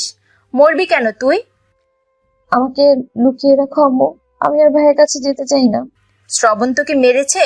দুদিকে মাথা নাড়ায় সোহা। আমাকে দূরে কোথাও রেখে আসো, যেন ভাইয়া আর হাজার করতেও না পায় আমায়। দূরে কোথাও যেতে হবে না, তুই এই বাড়িতেই থাকবি। আমি শ্রবণকে তোর ধারে কাছেও আর ঘেঁষতে দেব না। দুপুর 2টো। ডিএনএ নমুনা দিয়ে হসপিটাল থেকে বেরিয়ে শ্রবণ স্পর্শকে নিয়ে এসেছে একটা রেস্টুরেন্টে। দুজনে বসে আছে মুখোমুখি হয়ে, খাবার অর্ডার করে দিয়েছে। স্পর্শ পলকহীন তাকিয়ে আছে শ্রবণের মুখের দিকে। শ্রবণকে পুরোপুরি চিন্তা মুক্ত লাগছে, খুশি খুশি দেখাচ্ছে। আজকে নিজে থেকে ওর সাথে লাঞ্চ করতে চেয়েছে। স্পর্শ ঢোক গিলে বলে, ভাইয়া। শ্রবণ ফোনের স্ক্রিন থেকে চোখ সরিয়ে স্পর্শের মুখের দিকে তাকায়, শান্ত কণ্ঠে বলে, বলো। শ্রবণ ওর ডাকে সাড়া দিচ্ছে দেখে আশ্চর্যের চূড়ায় পৌঁছে যাচ্ছে স্পর্শ। ও কল্পনাও করেনি শ্রবণ ওর ডাকে সাড়া দেবে। বাড়ি থেকে বের হওয়ার পর থেকে যতবার ভাইয়া বলে রেখেছে ততবার শ্রবণ সাড়া দিয়েছে। আজ এভাবে তাকিয়েছো কেন? কিছু বলো থাকলে বলো। আমি সত্যি তোমার ভাই না। 1 সপ্তাহ পর তো ডিএনএ টেস্টের রিপোর্ট হাতে আসবেই, তখনই জানতে পারবে কোনটা সত্যি। এখন তো আর আমার কথা তোমার বিশ্বাস হচ্ছে না। তুমি সোহাকে ভালোবাসো? শ্রবণ তাকিয়ে থাকে স্পর্শের মুখের দিকে। ওর আজকে মায়া লাগছে স্পর্শকে দেখে। আহারে চেহারাটা কেমন হয়ে গেছে। শ্রবণ দুদিকে মাথা নাড়িয়ে বলে, ভালোবাসি না। তাহলে বিয়ে করলে কেন? শ্রবণ বলে না কিছু। স্পর্শ আবারও বলে, আমার সাথে ওর বিয়ে হতো, আর আমি তোমার ভাই না বলেই কি ওকে বিয়ে করেছ? হ্যাঁ। তুমি তো জানতে আমি সোহাকে ভালোবাসি, আর সোহাও আমাকে ভালোবাসে। সেজন্য তো বিয়েটা করেছি আমি। এটা সত্যি কথা বলি তোমাকে, তোমাদেরকে কষ্ট পেতে দেখলে আমার মনে শান্তি শান্তি লাগে। নির্বাক হয়ে তাকিয়ে থাকে স্পর্শ। ওয়েটার দুজনের অর্ডার দিয়ে যায়। স্পর্শ খাওয়া শুরু করো। স্পর্শ শ্রবণের মুখের দিক থেকে চোখ সরিয়ে টেবিলের উপরে রাখা প্লেটের দিকে তাকায়। শ্রবণ খাওয়া শুরু করে দিয়েছে। প্লেটের দিকে তাকিয়ে এক মনে খেয়ে চলেছে। স্পর্শ প্লেট থেকে তুলে মুখে পুড়ে দেয়। চিঠি বলেও গিলতে পারছে না, গলা দিয়ে নামতে চাইছে না। সকালেও খাওয়া হয়নি ওর, না খেয়ে বাড়ি থেকে বেরিয়ে এসেছিল। পেটে খিদে থাকলেও খেতে পারছে না। শ্রবণের খাওয়া প্রায় অর্ধেক শেষ। স্পর্শের মুখের দিকে তাকিয়ে বলে, স্পর্শ খাচ্ছ না কেন? খাও, নাকি আমার সাথে খাবে না? তোমার সাথে খাবো না কেন ভাইয়া? খাচ্ছি তো। হ্যাঁ খাও। খেতে ইচ্ছা না করলেও জোর করে খেতে শুরু করে স্পর্শ। খাওয়া শেষে বিল পে করে রেস্টুরেন্ট থেকে বেরিয়ে আসে দুজন। বাইরে এসে একটা দোকানের সামনে দাঁড়ায় শ্রবণ, ওর সাথে স্পর্শ দাঁড়ায়। শ্রবণ দুটো সিগারেট নিয়ে একটা স্পর্শের দিকে এগিয়ে দিতে স্পর্শ ধীরস্বরে বলে, খাই না ভাইয়া। শ্রবণ কপাল ভ্রু উঁচিয়ে বলে। ভদ্র ছেলে। স্পর্শ বলে না কিছু। শ্রবণ সিগারেট ধরায়। পরপর দুটো সিগারেট শেষ করে তারপর দুটো 7-Up এর ক্যান নেয়। একটা স্পর্শের দিকে এগিয়ে দিতে স্পর্শ হাতে নেয়। শ্রবণ বিল পে করে গাড়ির দিকে আগাতে আগাতে ক্যানের মুখ খুলে খেতে শুরু করে। স্পর্শ নিজেও ক্যানের মুখ খুলে খেতে খেতে বড় ভাইয়ের পিছন পিছন গাড়ির কাছে এসে দাঁড়ায়। খালি ক্যান ফেলে দিয়ে ড্রাইভিং সিটে উঠে বসে শ্রবণ। স্পর্শ দ্রুত খাওয়া শেষ করে ফ্রন্ট সিটে উঠে বসে। গাড়ি স্টার্ট দিয়ে বাড়ির দিকে রওনা দিয়ে গলা ছেড়ে গান ধরে শ্রবণ। ওর পছন্দের তালিকায় প্রথম স্থানে এই গান। পার্কিং এ গাড়ি রেখে দুই ভাই বাড়ির ভেতরে প্রবেশ করে। দুজনকে ফিরে আসতে দেখে সোফায় বসে থাকা সকলে উঠে দাঁড়ায়। স্পর্শ কারোর সাথে কোনো কথা না বলে সোজা নিজের রুমের দিকে এগিয়ে যায়। পেছন থেকে ডাকতে ডাকতে এগিয়ে যান তনিমা চৌধুরী। শ্রবণ নিজেও সোজা নিজের রুমে চলে আসে। বিছানায় বসতে সোহার কথা স্মরণ হয়। ওর যে বউ আছে সেটা তো প্রায় ভুলেই গিয়েছিল। এটুকু সময়ের মধ্যে বসে থেকে গলা ছেড়ে সোহাকে ডাকতে শুরু করে। কয়েকবার ডেকে চুপ হয়ে যায়। এভাবে ডাকতে ডাকতে গলা শুকিয়ে মরে গেলেও রুমের বাইরে থেকে কেউ শুনতে পাবে না। বসা থেকে উঠে দরজার কাছে এগিয়ে এসে দরজা খুলে মাথা বের করে আবারও গলা ছেড়ে ডাকতে শুরু করে সোহার নাম ধরে। কয়েকবার ডেকে চুপ হয়ে যায়। বুঝতে পারছে সোহা ওর হাত থেকে বাঁচার জন্য লুকিয়ে আছে কোথাও, ওর সামনে আসবে না এখন। সকালে কোনো কিছু না বলেই বাড়ি থেকে বেরিয়ে গিয়েছিল। রুমের ভেতর থেকে বেরিয়ে সোহার রুমের সামনে এসে দাঁড়ায়। দরজা খোলা দেখে বুঝতে পারছে ভেতরে কেউ নেই, তাই আর ভেতরে প্রবেশ করে না। ঘাড় কাত করে অনিমা চৌধুরী রুমের দিকে তাকায়। ওই রুমেও দরজা খোলা।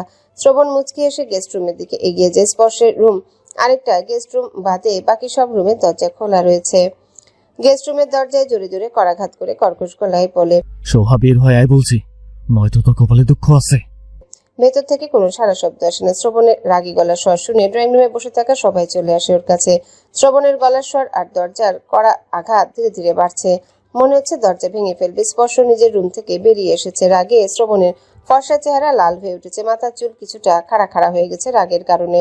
রাগ উঠলে ওর এমনিতেই হুঁশ থাকে না, কি করে না করে নিজেও বুঝতে পারে না। বেশ কিছুক্ষণ পর দরজায় জোরে লাথি মেরে গলা ছেড়ে মেটকে ডেকে শাবল নিয়ে আসতে বলে। সামাদ চৌধুরী নাতিকে শান্ত হতে বলছেন, কিন্তু তাতে কোনো লাভ হচ্ছে না। ওর রাগের কাছে কারো কথার কোনো দাম নেই। দরজায় আবারও লাথি দিয়ে বলে, তুই পালাতে গিয়ে লুকে থাকলেও আমার নাগলে বাড়ি যেতে পারবি না। তোকে খুঁজে বের করবোই আমি। ভালো ভালো বেরিয়ে আয়, নয়তো দরজা ভাঙবো, সাথে তোর হাড়ও ভাঙবো। তুমি আমার মেয়ের সাথে কেন এমন করছো? তুমি ছেড়ে দাও ওকে, ওকে নিজের মতো করে বাঁচতে দাও। শ্রবণ অনিমা চৌধুরীর দিকে তাকিয়ে হিসিয়ে বলে, মুখ দিয়ে আর একটা কথা বের করবেন না আপনি। লুকিয়ে থাকার বুদ্ধি আপনি ওকে দিয়েছেন তাই না? নিজের মতো চরিত্রহীন বানাবেন মেয়েটাকে তাই না? শ্রবণ, গলার আওয়াজ নিচু করে কথা বলবেন আমার সামনে, আর আমার মুখ খুলাবেন না। চুপসে যান অনিমা চৌধুরী। সিয়াম এগিয়ে এসে তেজ দেখিয়ে বলে, আমি আমার বোনকে তোমার কাছে যেতে দেব না, ও তোমার সাথে থাকবে না। তুমি জোর করে বিয়ে করেছো ওকে। আমার সামনে একদম উঁচু আওয়াজে কথা বলবি না, নয়তো তোর জিপ টেনে ছেড়ে ফেলবো। আগে তোর বোন থাকলে এখন ও আমার ওয়াইফ। তোমার ওয়াইফ হয়েছে বলেই তুমি ওকে টর্চার করবে আর আমি চুপচাপ দেখব? গতকাল সকালে চাপে চুপ ছিলাম বলে আজকেও চুপ থাকবো নাকি? সোয়া যাবে না তোমার সাথে, এটাই শেষ কথা। পারলে আটকে দেখা। সোহা বের হ বলছি। শিয়াম, তুমি চুপ করে থাকো। দাদু ভাই শান্ত হও তুমি। সোহকে বুঝিয়ে বললেই ও বেরিয়ে আসবে। তুমি মাথা ঠান্ডা করো, আমি ওর সাথে কথা বলবো। কোনো লাভ নেই, ভালোভাবে বললে কাজ হবে না। মেয়েটার বাচ্চা শাবল নিয়ে আসছে না কেন এখনো? ওই মেয়েটার বাচ্চা শাবল নিয়ে দ্রুত, নইলে তোর মাথায় শাবল ঢুকিয়ে দেবো। স্পর্শ হা করে বড় ভাইয়ের মুখের দিকে তাকিয়ে থাকে। সকাল থেকে দেখে আসা শান্ত নরম শ্রবণ এখন পুরো অশান্ত হয়ে উঠেছে। শ্রবণ যে এখন নিজের নিয়ন্ত্রণ হারিয়ে ফেলেছে দেখেই বোঝা যাচ্ছে। সোহা রুমের ভেতর থেকে বের হচ্ছে না বলে এমন করবে? সামান্য একটা কারণে এত রাগ? ফনা তোলা সাপের মতো ফুসফুস করছে আর বাঘের মতো গর্জন। এখন রাগের মাথায় যে কোনো একটা অঘটন ঘটিয়ে ফেলতে পারে। বাবা কাকা কাউকে তো দেখতে পাচ্ছে না, কোথায় গেছে দুজন? শ্রবণ পুনরায় দরজায় লাথি দিয়ে বলে, কুত্তার বাচ্চা বের হবি নাকি বের করতে হবে আমায়? রুমের ভেতরে বসে থাকা সোহা ভয়ে জড়সড় হয়ে গেছে। ওর পুরো শরীর কাঁপছে থরথর করে। দরজা ভেঙে শ্রবণ ভেতরে আসলে ওকে আর কেউ বাঁচাতে পারবে না ওর হাত থেকে। মাকে এতবার করে বলল ওকে দূরে কোথাও রেখে আসতে, কিন্তু ওর মা ওর কোনো কথা শুনলো না। ওকে এখন শ্রবণ নামক বাঘের হাত থেকে কে বাঁচাবে? শ্রবণ সমান তালে দরজায় লাথি মেরেই যাচ্ছে। দরজা বুঝি এখনই ভেঙে যাবে। যা হয় হবে। বিছানা থেকে নেমে ধীরে ধীরে এগিয়ে এসে দরজার কাছে দাঁড়ায়। লম্বা একটা শ্বাস টেনে নিয়ে দরজা খুলে দেয়। শ্রবণ আবারও লাথি মারতে উদ্যত হয়েছিল। সোহাকে দেখে পা নামিয়ে নেয়। সোহার চোখে মুখে ফুলে উঠেছে কান্না করার কারণে। শ্রবণ সোহার হাত চেপে ধরে নিজের রুমের দিকে আগায়। সিয়াম শ্রবণের হাত চেপে ধরে বলে, আমার বোনকে ছাড়ো। হাত ছাড় বলছি। তুমি আমার বোনকে ছাড়ো। শ্রবণ চিৎকার করে বলে। হাত ছাড় আমার। সোহা ভাইয়ের হাত সরিয়ে দেওয়ার চেষ্টা করে বলে, ভাইয়া ছাড়ো। সিয়াম ছাড়ে না। সোহা জোর করে ভাইয়ের হাত সরিয়ে দেয়। শ্রবণ ওকে টেনে এনে নিজের রুমে প্রবেশ করে গতকালকের মতো ছুঁড়ে ফেলে ফ্লোরে। সজোরে দরজা লাগায়। দরজা লাগানোর শব্দ যেন পুরো বাড়ি ঝনঝন করে ওঠে।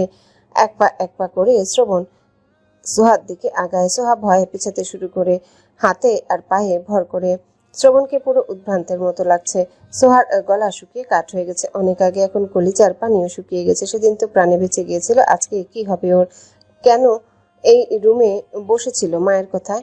ওর এই বাড়ি আর শহর ছেড়ে পালিয়ে যাওয়া উচিত ছিল। সোহার কাছাকাছি আসতেই জোরে জোরে দরজায় শব্দ হয়। স্থির হয়ে দাঁড়ায় শ্রবণ। সোজা হয়ে থেকে শুধু ঘাড় ঘুরিয়ে পেছনে তাকায় দরজার দিকে। মুখে চসূচক শব্দ উচ্চারণ করে সোহার দিকে তাকায়। রাগে ফেটে পড়ে হিসিয়ে বলে, আমার কাছ থেকে পালাতে চাইছিলি? ভেবেছিলি যে আমি খুঁজে পাবো না? সোহা ভয়ে দুদিকে মাথা নাড়ায়। তোর ডাইনি মা তোকে লুকিয়ে থেকে পরামর্শ দিয়েছিল, তাই না? আবারও দুদিকে মাথা নাড়ায় সোহা। শ্রবণ এক পায়ে গুতে দরজায় জোরে জোরে লাথি দেওয়ার শব্দ হয়। পুনরায় ঘাড় ঘুরিয়ে পিছনে তাকায়। উল্টো ঘুরে দাঁড়িয়ে দরজার দিকে এগিয়ে বলে, উঠে বিছানায় বস। সোহা থরথর করে কাঁপতে কাঁপতে নিচ থেকে উঠে বিছানায় বসে। হাতে পায়ে ব্যথা পেয়েছে আজকেও। শ্রবণ দরজা খুলে দেয়। দরজার সামনে সবাই দাঁড়িয়ে আছে। সিয়াম গর্জন করে বলে, আমার বোনের গায়ে একটা টোকা দিলে খবর আছে তোমার। কতবার বলেছি আমার সামনে কণ্ঠ নিচু করে কথা বলবি? গলার আওয়াজ চিরতরে বন্ধ করতে না চাইলে নিচু স্বরে কথা বলবি এরপর থেকে। তোমাকে ভয় পাই না আমি। আমার বোনকে বের করো। শ্রবণ সিয়ামের টুটি চেপে ধরে হিসিয়ে বলে, গলার আওয়াজ নিচে রাখবি, নয়তো। ছুঁড়ে ফেলে সিয়ামকে। অনিমা চৌধুরীর দিকে তাকিয়ে গর্জন করে বলে, আপনার ছেলেকে সামলান, নয়তো ওর গলার স্বর আমি সামলে নেব সব সময়ের জন্য। সিয়াম নিচ থেকে উঠে তেড়ে আসতে অনিমা চৌধুরী ছেলেকে আটকে রেখে ভীত স্বরে বলেন, শান্ত হ সিয়াম, এমন করছিস কেন? ও আমার বোনকে টর্চার করছে আর তুমি আমাকে শান্ত হতে বলছো? শ্রবণ সিয়ামের দিকে তাকিয়ে বলে, তোর বোনকে আমি মেরে ফেলবো যেভাবে তোর মা আমার বোনকে মেরেছিল। শ্রবণের কথা শুনে স্পষ্ট সিয়াম আর সোহা শক। শ্রবণের বোন আসলো কোথা থেকে? সবাই তো জানে শামীম রেজা চৌধুরীর 2 ছেলে, তাহলে মেয়ে আসলো কোথা থেকে? আবার অনিমা চৌধুরী মারলো কিভাবে? শ্রবণ সবাইকে শেষবারের মতো সাবধান করে বলে, আর একবার দরজা টোকা পড়লে বাড়ি ঘরে আগুন লাগিয়ে দেব, সব কটাকে ভেতরে বন্দি করে। দরজা লাগিয়ে দেয়। আবারও ভেতর থেকে সিয়াম মায়ের মুখের দিকে তাকিয়ে বলে, ভাইয়ারা তো 2 ভাই, তাহলে ভাইয়ার বোন আসলো কোথা থেকে? অনিমা চৌধুরী কিছু না বলে ছেলেকে ছেড়ে দিয়ে নিজের রুমের দিকে এগিয়ে যান। সিয়াম মায়ের পিছন পিছন যেতে যেতে বলে, আমার প্রশ্নের উত্তর না দিয়ে কোথায় যাচ্ছ? বলো, ভাইয়ার বোন আসলো কোথা থেকে? স্পর্শ মায়ের মুখের দিকে তাকিয়ে বলে, আমরা তো 2 ভাই, আমাদের বোন কোথা থেকে আসলো? আর যদি ছিলই তাহলে তার কি হয়েছে? তনিমা চৌধুরী নিজেও পালিয়ে যান ছেলের সামনে থেকে। সবাই যেন কিছু লুকাচ্ছে ওদের কাছ থেকে। শ্রবণ আবারও দরজা লাগিয়ে দেওয়ার পরই সামাদ চৌধুরী চলে গেলেন এখান থেকে। স্পর্শ স্থির হয়ে দাঁড়িয়ে তাকিয়ে আছে বড় ভাইয়ের বন্ধ হওয়া দরজার দিকে। কি চলছে এই বাড়িতে? কি লুকাচ্ছে সবাই? শ্রবণের আচরণ এমন অদ্ভুত কেন? মানসিক সমস্যা কেন হয়েছিল? কেন বাড়ির মানুষকে সহ্য করতে পারে না? যেই সোহার দিকে ভুলেও তাকাতো না, সেই সোহাকে বিয়ে করেছে শুধুমাত্র ওর সাথে বিয়ে হচ্ছিল বলে। বড় কিছু তো ঘটেছে এই বাড়িতে, যা ওর জানা নেই। কেউ জানাতেও চায় না। ওদের যদি বোন ছিল তাহলে তার সাথে কি ঘটেছিল? শ্রবণ কেন বলল ওর বোনকে অনিমা চৌধুরী মেরেছে? আসলে চলছেটা কি এই বাড়িতে? শ্রবণ রুম জুড়ে পায়চারি করছে আর এক হাতে কপালে স্লাইড করছে। গভীরভাবে চিন্তা ভাবনা করছে। বোঝা যাচ্ছে কি ভাবছে। এভাবে ভেবেছিল আজকে ওকে মারবে, কিন্তু তেমন কিছু করছে না আজ। নিজের হাতের দিকে তাকায়, লাল হয়ে গেছে পড়ে গিয়ে। পায়ে বেশি ব্যথা পেয়েছে। শ্রবণ দাঁড়িয়ে যায়, ঘাড় কাত করে তাকায় সোহার দিকে। ওর এভাবে তাকানো দেখে ভয় পেয়ে যায় সোহা। শুকনো ঢোক গিলে হাতে ভর করে পিছিয়ে যেতে থাকে। শ্রবণ আগায় বিছানার দিকে। সোহা ভয় পেছাতে পেছাতে কম্পিত স্বরে বলে, আমি আর কোথাও যাব না, সবসময় এই রুমেই থাকবো। শ্রবণ বিছানা ঘেঁষে দাঁড়ায় সোহার দিকে তাকে গম্ভীর স্বরে বলে, তোর মা আমার বোনকে মেরেছিল, সেই সময় আমি এখন যদি তোকে মেরে ফেলি তাহলে কেমন হয়? শ্রবণের গলার স্বর, কথা আর চাহনি দেখে সোহা ভয়ে একটা শব্দ উচ্চারণ করতে পারছে না। নাকি তোর মায়ের বোনকে মেরে ফেলবো? তোর মা তো আমার বোনকে মেরেছিল। বল কোনটা করব? তোকে মারবো নাকি তোর মায়ের বোনকে? সোহা কথা বলছে না। শ্রবণের রাগ বাড়ছে, যাতে দাঁত পিষে বলে, কথা বলছিস না কেন? তোর মায়ের বোনকে মারছে, তোকে মারি। তোকে মারলে তোর মায়ের বেশি কষ্ট হবে। সোহা ভয়ে জড়সড় হয়ে গেছে, দু চোখ বেয়ে ঝরঝর করে পানি গড়িয়ে পড়ছে। শ্রবণের হাবভাব দেখে মনে হচ্ছে সত্যি সত্যি ওকে এখন মেরে ফেলবে। শ্রবণ রুম জুড়ে আবারও পায়চারি করতে শুরু করে, নতুন প্ল্যান সাজায়। সোহাকে জানে মারবে না, একটু একটু করে মারবে, আর তিলে তিলে জ্বালাবে ওই অনিমা চৌধুরীকে। কষ্ট পাবে সোহা, কিন্তু কাঁদবে ওই অনিমা চৌধুরী। হ্যাঁ, এটাই ফাইনাল। এই প্ল্যান আগে কেন মাথায় আসেনি? তাহলে তো আরো অনেক আগেই এই সোহা চৌধুরীকে বিয়ে করে নিত, আর এতদিনে ওই অনিমা চৌধুরী অর্ধেক শেষ হয়ে যেত। রাতের খাবার খেতে খেতে সোহাকে নিয়ে নিচে নেমে আসে শ্রবণ। ওদের দুজনের জন্য রুমে খাবার পাঠানো হয়েছিল, কিন্তু শ্রবণ নিচে পাঠিয়ে দিয়েছে। ডাইনিং রুমে এসে দেখে বাড়ির সবাই খেতে বসে গেছে, খাওয়াও শুরু করে দিয়েছে। সকলের চোখ মুখ গম্ভীর, থমথমে, কারো মুখে রা শব্দ নেই। অনেকগুলো বছর হয়ে গেছে শ্রবণ বাড়ির সকলের সাথে এক টেবিলে বসে খাবার খায় না। এই বাড়িতে খুব একটা খায় না, কখনো খেলে নিজের রুমে খেত। আজকে নিজে থেকেই খেতে এসেছে সকলের সাথে। সবাই অবাকই হয়েছে ওর এমন সিদ্ধান্তে। কি মতলব করে এখানে আসলো সকলের সাথে খাওয়ার জন্য? শ্রবণ একটা চেয়ার টেনে বসে, ওর পাশে বসে সোহা।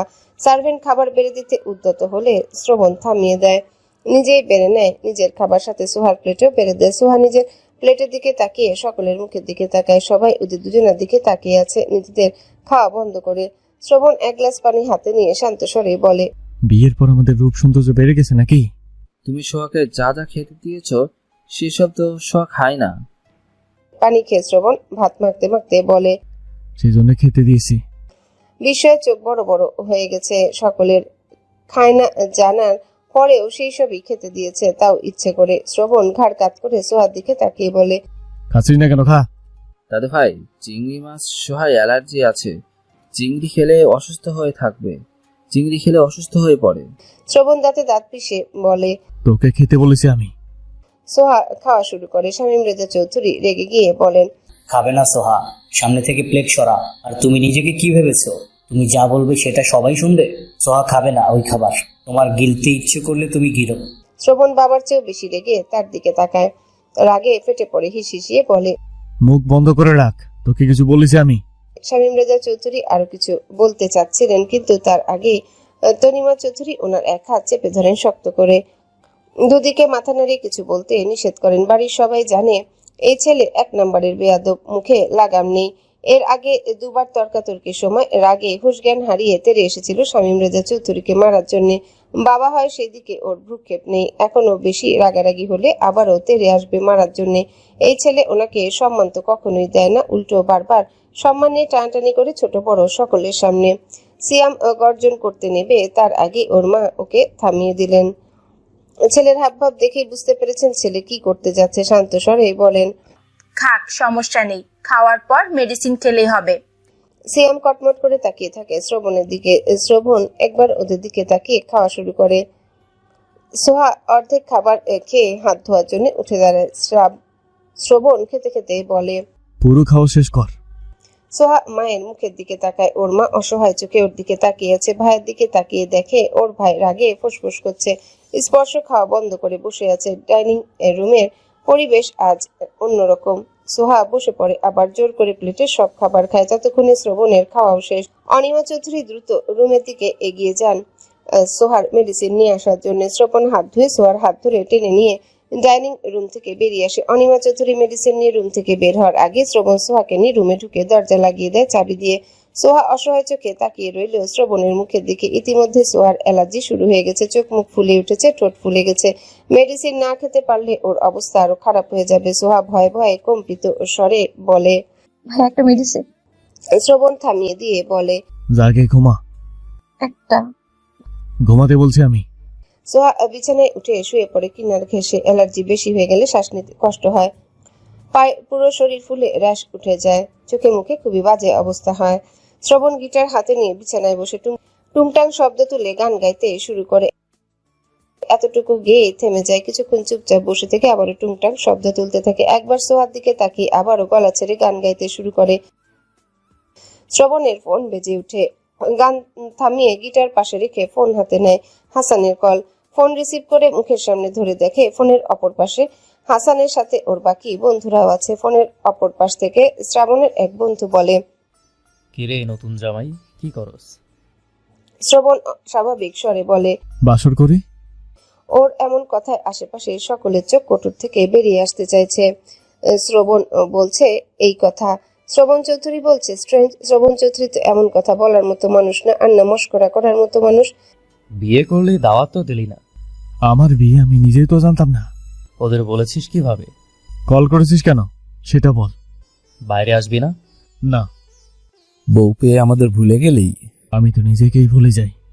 তোরা চুপ করবি? শ্রবণ, তুই ঠিক আছিস? আমার আবার কি হবে? তোর গলার স্বর যেন কেমন শোনাচ্ছে। জ্বর টর হয়েছে নাকি? কিছু হয়নি। আগামীকাল ভার্সিটিতে আসবি না? ইচ্ছে হলে আসবো। বাইরে আয়। না। কিছু হয়েছে? কার? বাড়িতে। না। সোহা ঘাড় ঘুরিয়ে শ্রবণের দিকে তাকিয়ে বলে, ভাইয়া। শ্রবণ ঘাড় ঘুরিয়ে তাকায়। সোহার চোখ মুখ দেখে যেন আকাশ থেকে পড়ে। পুনরায় ফোনের স্ক্রিনে তাকাতে ওপাশ থেকে একজন বলে, কিরে শ্রবণ, তোর বউ তোকে এখনো ভাইয়া বলে ডাকে? পরে কল ব্যাক করছি। বলেই লাইন বিচ্ছিন্ন করে দেয়। ফোন রেখে সোহার দিকে ঘুরে বসে বলে, কিরে, তোর চেহারার নকশা দেখে বদলে গেছে।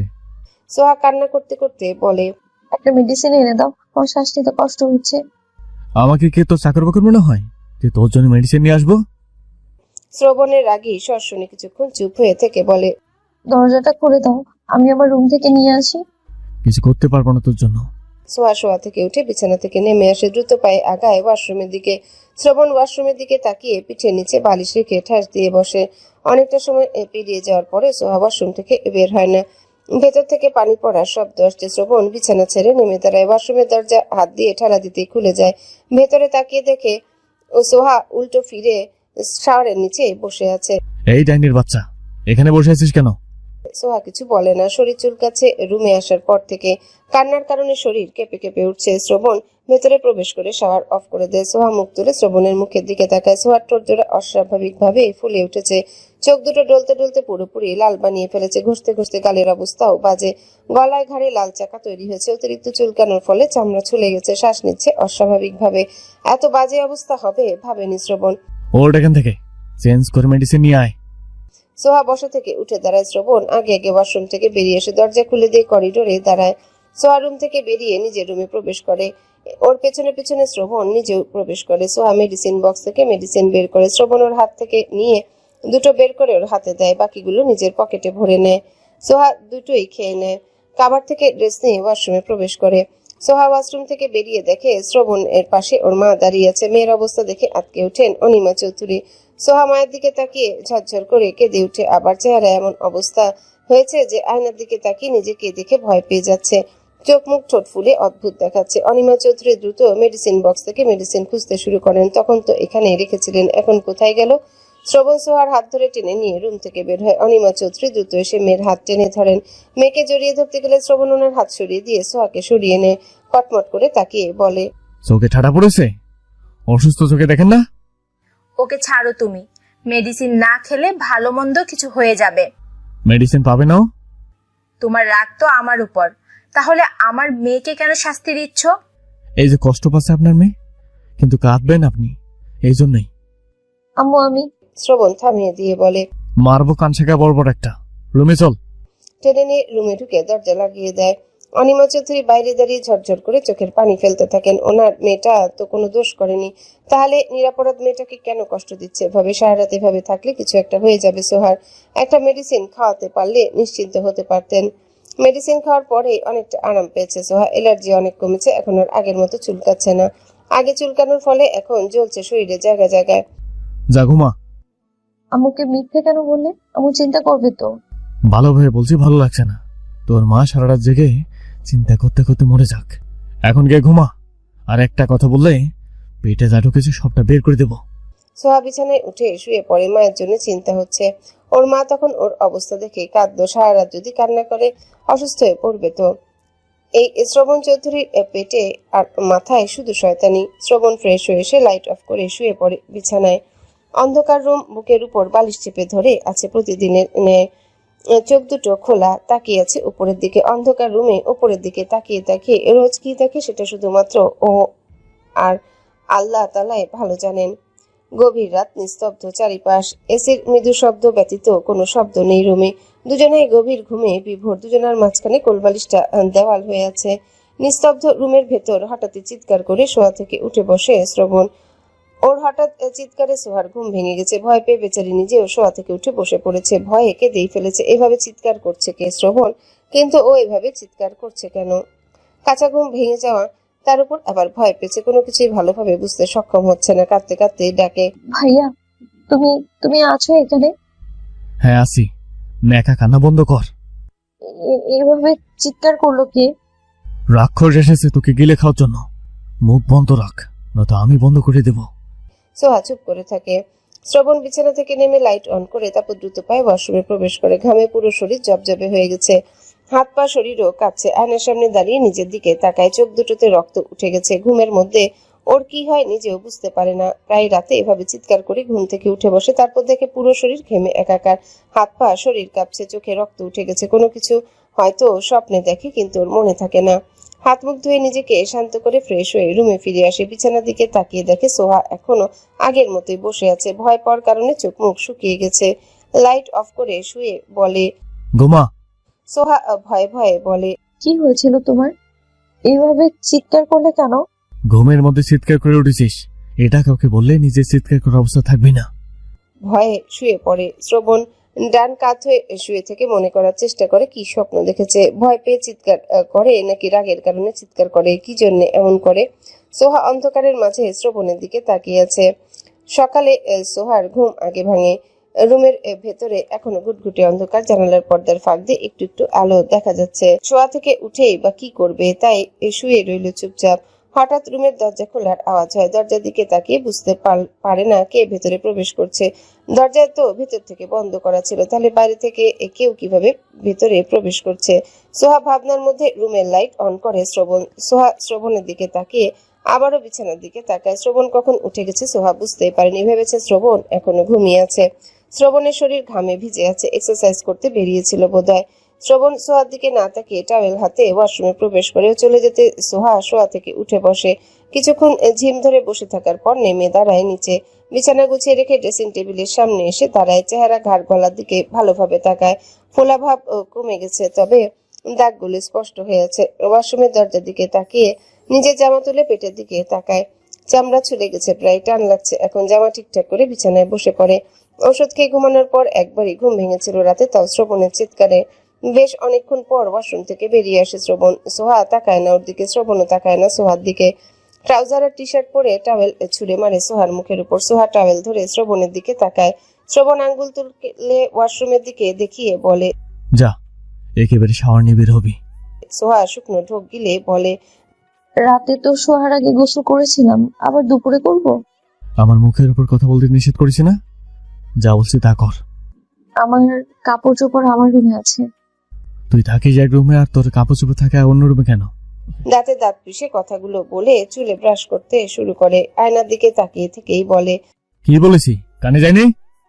কাপড় চোপড়? তুই ভেতরে যা, আমি ম্যাটকে ডেকে বলছি, সে এসে দিয়ে যাবে। সোহা ধীর পায়ে এগিয়ে ওয়াশরুমে প্রবেশ করে। শুধু শুধু ওর উপর মেজাজ দেখায়। কাপড় চোপড় আনার সুযোগ দিয়েছে, কোথায় যে আনবে। শ্রবণ রুম থেকে বেরিয়ে নিচে নেমে আসে। ড্রয়িং রুমে একজন মেয়ে ছিল। তার দিকে তাকিয়ে গম্ভীর স্বরে বলে, শোয়ার কাপড় থেকে আর কাপড় চোপড় নিয়ে আমার রুমে রেখে আসুন। আসার সময় সোহাকে বলে আসবেন, ওয়াশরুমে রয়েছে। মেয়ের নিজের কাজ রেখে শ্রবণের কথায় মাথা নেড়ে সিঁড়ির দিকে এগিয়ে যায়। শ্রবণ সোফায় বসতে বসতে গলা ছেড়ে একবার বলে, কফি। ড্রয়িং রুমে এখন বাড়ির আর কেউ নেই। কেউ এখনো রুম থেকে বের হয়নি নাকি? পায়ের উপর পা তুলে সোফায় গা এলিয়ে বসে থাকে। কিছুক্ষণ পর একজন মেড কফি নিয়ে আসে শ্রবণের জন্য। শ্রবণ কফির মগ হাতে নিয়ে সোফা ছেড়ে উঠে দাঁড়ায়। দাদার রুমের দিকে এগিয়েও আবার থেমে যায়। ঘুরে সিঁড়ির দিকে পা বাড়ায়। করিডোরে আসতে মেড ওর রুম থেকে বেরিয়ে আসে নিজের কাজ শেষ করে। শাওয়ার নিয়ে ওয়াশরুম থেকে বেরিয়ে আসে সোহা। রুমে কেউ নেই, কিন্তু দরজা ভেতর থেকে বন্ধ। ব্যালকনির দিকে তাকিয়ে বুঝতে পারে শ্রবণ ব্যালকনিতে আছে। ওর হাতের বালতিতে ওদের দুজনের ভেজা ড্রেস। সোহার ভাবনার মাঝে রুমে ফিরে আসে শ্রবণ। বুঝতে পারে শ্রবণ এতক্ষণ সিগারেট খাচ্ছিল। ও রুমে ফিরে আসার সাথে সাথে সিগারেটের গন্ধ পাচ্ছে। এভাবে মূর্তির মতো দাঁড়িয়েছিস কেন? এগুলো চোখ দিয়ে ইশারা করে বলে। রেখে দে ওখানে। সোহা রেখে দেয়। চুলের টাওয়েল খুলে ফ্যান অন করে। শ্রবণ বিরক্তিতে কপাল ভ্রু কুঁচকে রাগী স্বরে বলে, বালটা অন করা লাগবে কেন? এসি দিয়ে হচ্ছে না? শ্রবণের মুখ আর মুখের ভাষা শুনে ফ্যান অফ করে দেয়। সোহা ফ্যান অন করেছিল চুল শুকানোর জন্য। শ্রবণ রাগী চোখে সোহার দিকে তাকিয়ে থেকে ফোন হাতে তুলে নেয়। প্রকৃতির বাতাস ওর যতটা প্রিয়, ফ্যানের বাতাস ততটাই অপ্রিয়। সোহা টাওয়েল দিয়ে ভালোভাবে চুলগুলো মুছে নেয়, যেন এক ফোঁটা পানিও না থাকে। ড্রেসিং টেবিলের সামনে দাঁড়িয়ে চুলগুলো ব্রাশ করতে শুরু করে, যেন কিছুটা হলেও শুকিয়ে যায়। শ্রবণ সোহার দিকে তাকিয়ে আছে, ধৈর্য হারা হয়ে কর্কশ স্বরে বলে, ওই দুইটা বাল সারাদিন ধরে ব্রাশ করতে হবে? সোহা চুলগুলো খোপা করে নেয়। শ্রবণ এগিয়ে এসে শক্ত হাতে খোপা চুল খুলে দেয়। চুলে ব্যথা পায় সোহা। নিষেধ করেছি চুল বাঁধতে। সোহা নিচের দিকে দৃষ্টি রেখে মিনমিন করে বলে, আমি এভাবে যাব না। কি বললি? তুমি কেন এমন করছো? তোর সাহস দেখছি দিন দিন বাড়ছে। সোহা শ্রবণের কাছ থেকে পিছিয়ে যায়। বলা তো যায় না যদি চর বসিয়ে দেয়। শ্রবণ কিছু সময় আগুন চোখে তাকিয়ে থাকে সোহার মুখের দিকে। তারপর নতুন প্ল্যান সাজিয়ে একাই রুম থেকে বেরিয়ে যায় দরজা লাগিয়ে। শ্রবণ বেরিয়ে যেতে সোহা ফোঁস করে শ্বাস ছাড়ে। শ্রবণের সামনে আসলে সবকিছু উল্টাপাল্টা হয়ে যায়। জানে না কেন এত ভয় লাগে শ্রবণকে। শ্রবণ নিচে এসে বাড়ির সবাইকে সোফায় দেখতে পায়। কারো মুখে কোনো কথা নেই। শ্রবণ সোফায় বসতে বসতে বলে, মিসেস চৌধুরী, চোখ মুখ এমন কেন? সারা রাত ঘুমোয় না নাকি? অনিমা চৌধুরী শ্রবণের মুখের দিকে তাকান। শ্রবণ ওনার মুখের দিকে তাকাচ্ছে না, কারো মুখের দিকেই তাকাচ্ছে না। অনিমা চৌধুরী বলেন, সুহা কোথায়? রুমে। তুমি ওর সাথে কেন এমন করছো? কি ক্ষতি করেছে ও তোমার? শ্রবণ শান্ত চোখে তাকায় ওনার মুখের দিকে। পুনরায় ফোনের স্ক্রিনে তাকিয়ে গম্ভীর স্বরে বলে, কি করছে সেটা আপনাকে বলার প্রয়োজন মনে করছি না আমি। অনিমা চৌধুরী আরো কিছু বলতে চাইছিলেন, তবে তনিমা চৌধুরী ওনাকে থামিয়ে দেন। ছোট বোনের মুখের দিকে তাকিয়ে দুদিকে মাথা নেড়িয়ে নিষেধ করেন কিছু বলতে। কিছু বললে এই ছেলের রাগ আরো বাড়বে। শ্রবণ ফোনের স্ক্রিনে দৃষ্টি রেখেই বলে, ব্রেকফাস্ট রেডি? জি স্যার। শ্রবণ বসা থেকে উঠে দাদার দিকে তাকিয়ে বলে, চলো দাদা ভাই, ব্রেকফাস্ট করি। কথাগুলো বলে শ্রবণ দেরি করে না, দ্রুত পায়ে এগিয়ে যায় ডাইনিং রুমের দিকে। সামাদ চৌধুরী সোফা ছেড়ে উঠে দাঁড়িয়েছেন ডাইনিং রুমে যাওয়ার জন্য। শামীম রেজা চৌধুরী বাবার মুখের দিকে তাকিয়ে বলেন, বয়ে গিয়ে ঝামেলা কাঁধে করে নিয়ে এসেছো বাড়িতে? সামাদ চৌধুরী ছেলের মুখের দিকে তাকিয়ে বলেন, তুমি আমাকে রিকোয়েস্ট করেছিলে ওকে নিয়ে আসার জন্য। ও বাড়িতে না আসলে এত কিছু হতোই না। তখন বলেছিলে কেন? শোভন তো আসতে চাইনি, ওকে জোর করে নিয়ে এসেছিলাম শুধুমাত্র তোমার কথায়। শামীম রেজা চৌধুরী কিছু বলেন না। বড় ছেলেকে বাড়িতে এনে বিপদ নিয়ে এসেছেন। এই ছেলে যে এমন কিছু করবে বা ঘটাবে কারো কল্পনাই ছিল না। বাড়িতে আসার পর থেকে বিয়ের দিন সকাল পর্যন্ত শান্ত আর নিশ্চুপ হয়ে থেকে একেবারে বোম ব্লাস্ট করেছে দুপুরে। ছেলে মেয়ে বাবাকে ভয় পায় আর উনি বাপ হয়ে ছেলেকে ভয় পান। কি আজীব এক চিজ জন্ম দিয়েছেন, শুধু এটাই ভাবেন। ছেলেকে ধমক দেবেন তো দূরের কথা, উল্টো ছেলের ভয়ে উনি নিজেই চুপসে থাকেন। একটু কিছু হলে ছেলে যখন তখন গর্জন করে ওঠে। ওনার মাঝে মধ্যে মনে হয় শ্রবণের মানুষ হয়ে জন্ম না নিয়ে বাঘ বা সিংহ হয়ে জন্মানো উচিত ছিল। লোকালয়ে বসবাস না করে জঙ্গলে বসবাস করত আর যখন তখন তর্জন গর্জন করত। আজকে ডিএনএ টেস্টে রিপোর্ট আনার জন্য শ্রবণার স্পর্শ যায়। রিপোর্ট হাতে পেয়েছেন ডক্টর কল করেছিলেন শ্রবণকে। শ্রবণ তৈরি হয়ে সোহার দিকে ঘুরে দাঁড়ায়, দাঁতে দাঁত পিষে বলে, ফিরে এসে যদি তোকে সামনে না পাই, আমাকে খুঁজে বের করতে হয়, তবে যেখানে পাবো সেখানে কোরবানি করে দেব। কোথাও যাব না। মনে থাকে যেন। মনে থাকবে। শ্রবণ ফোন, ওয়ালেট আর গাড়ির চাবি নিয়ে রুম থেকে বের হয়। দরজা খোলাই রেখে গেল। ফিরে এসে রুমে না পেলে খবর করে ছাড়বে। করিডোরে দাঁড়িয়ে স্পর্শের রুমের দিকে তাকিয়ে থেকে ওকে ডেকে নাম ধরে। স্পর্শ তাড়াহুড়ো করে রুম থেকে বেরিয়ে আসে। বড় ভাইয়ের দিকে তাকিয়ে বলে, হয়ে গেছে চলো।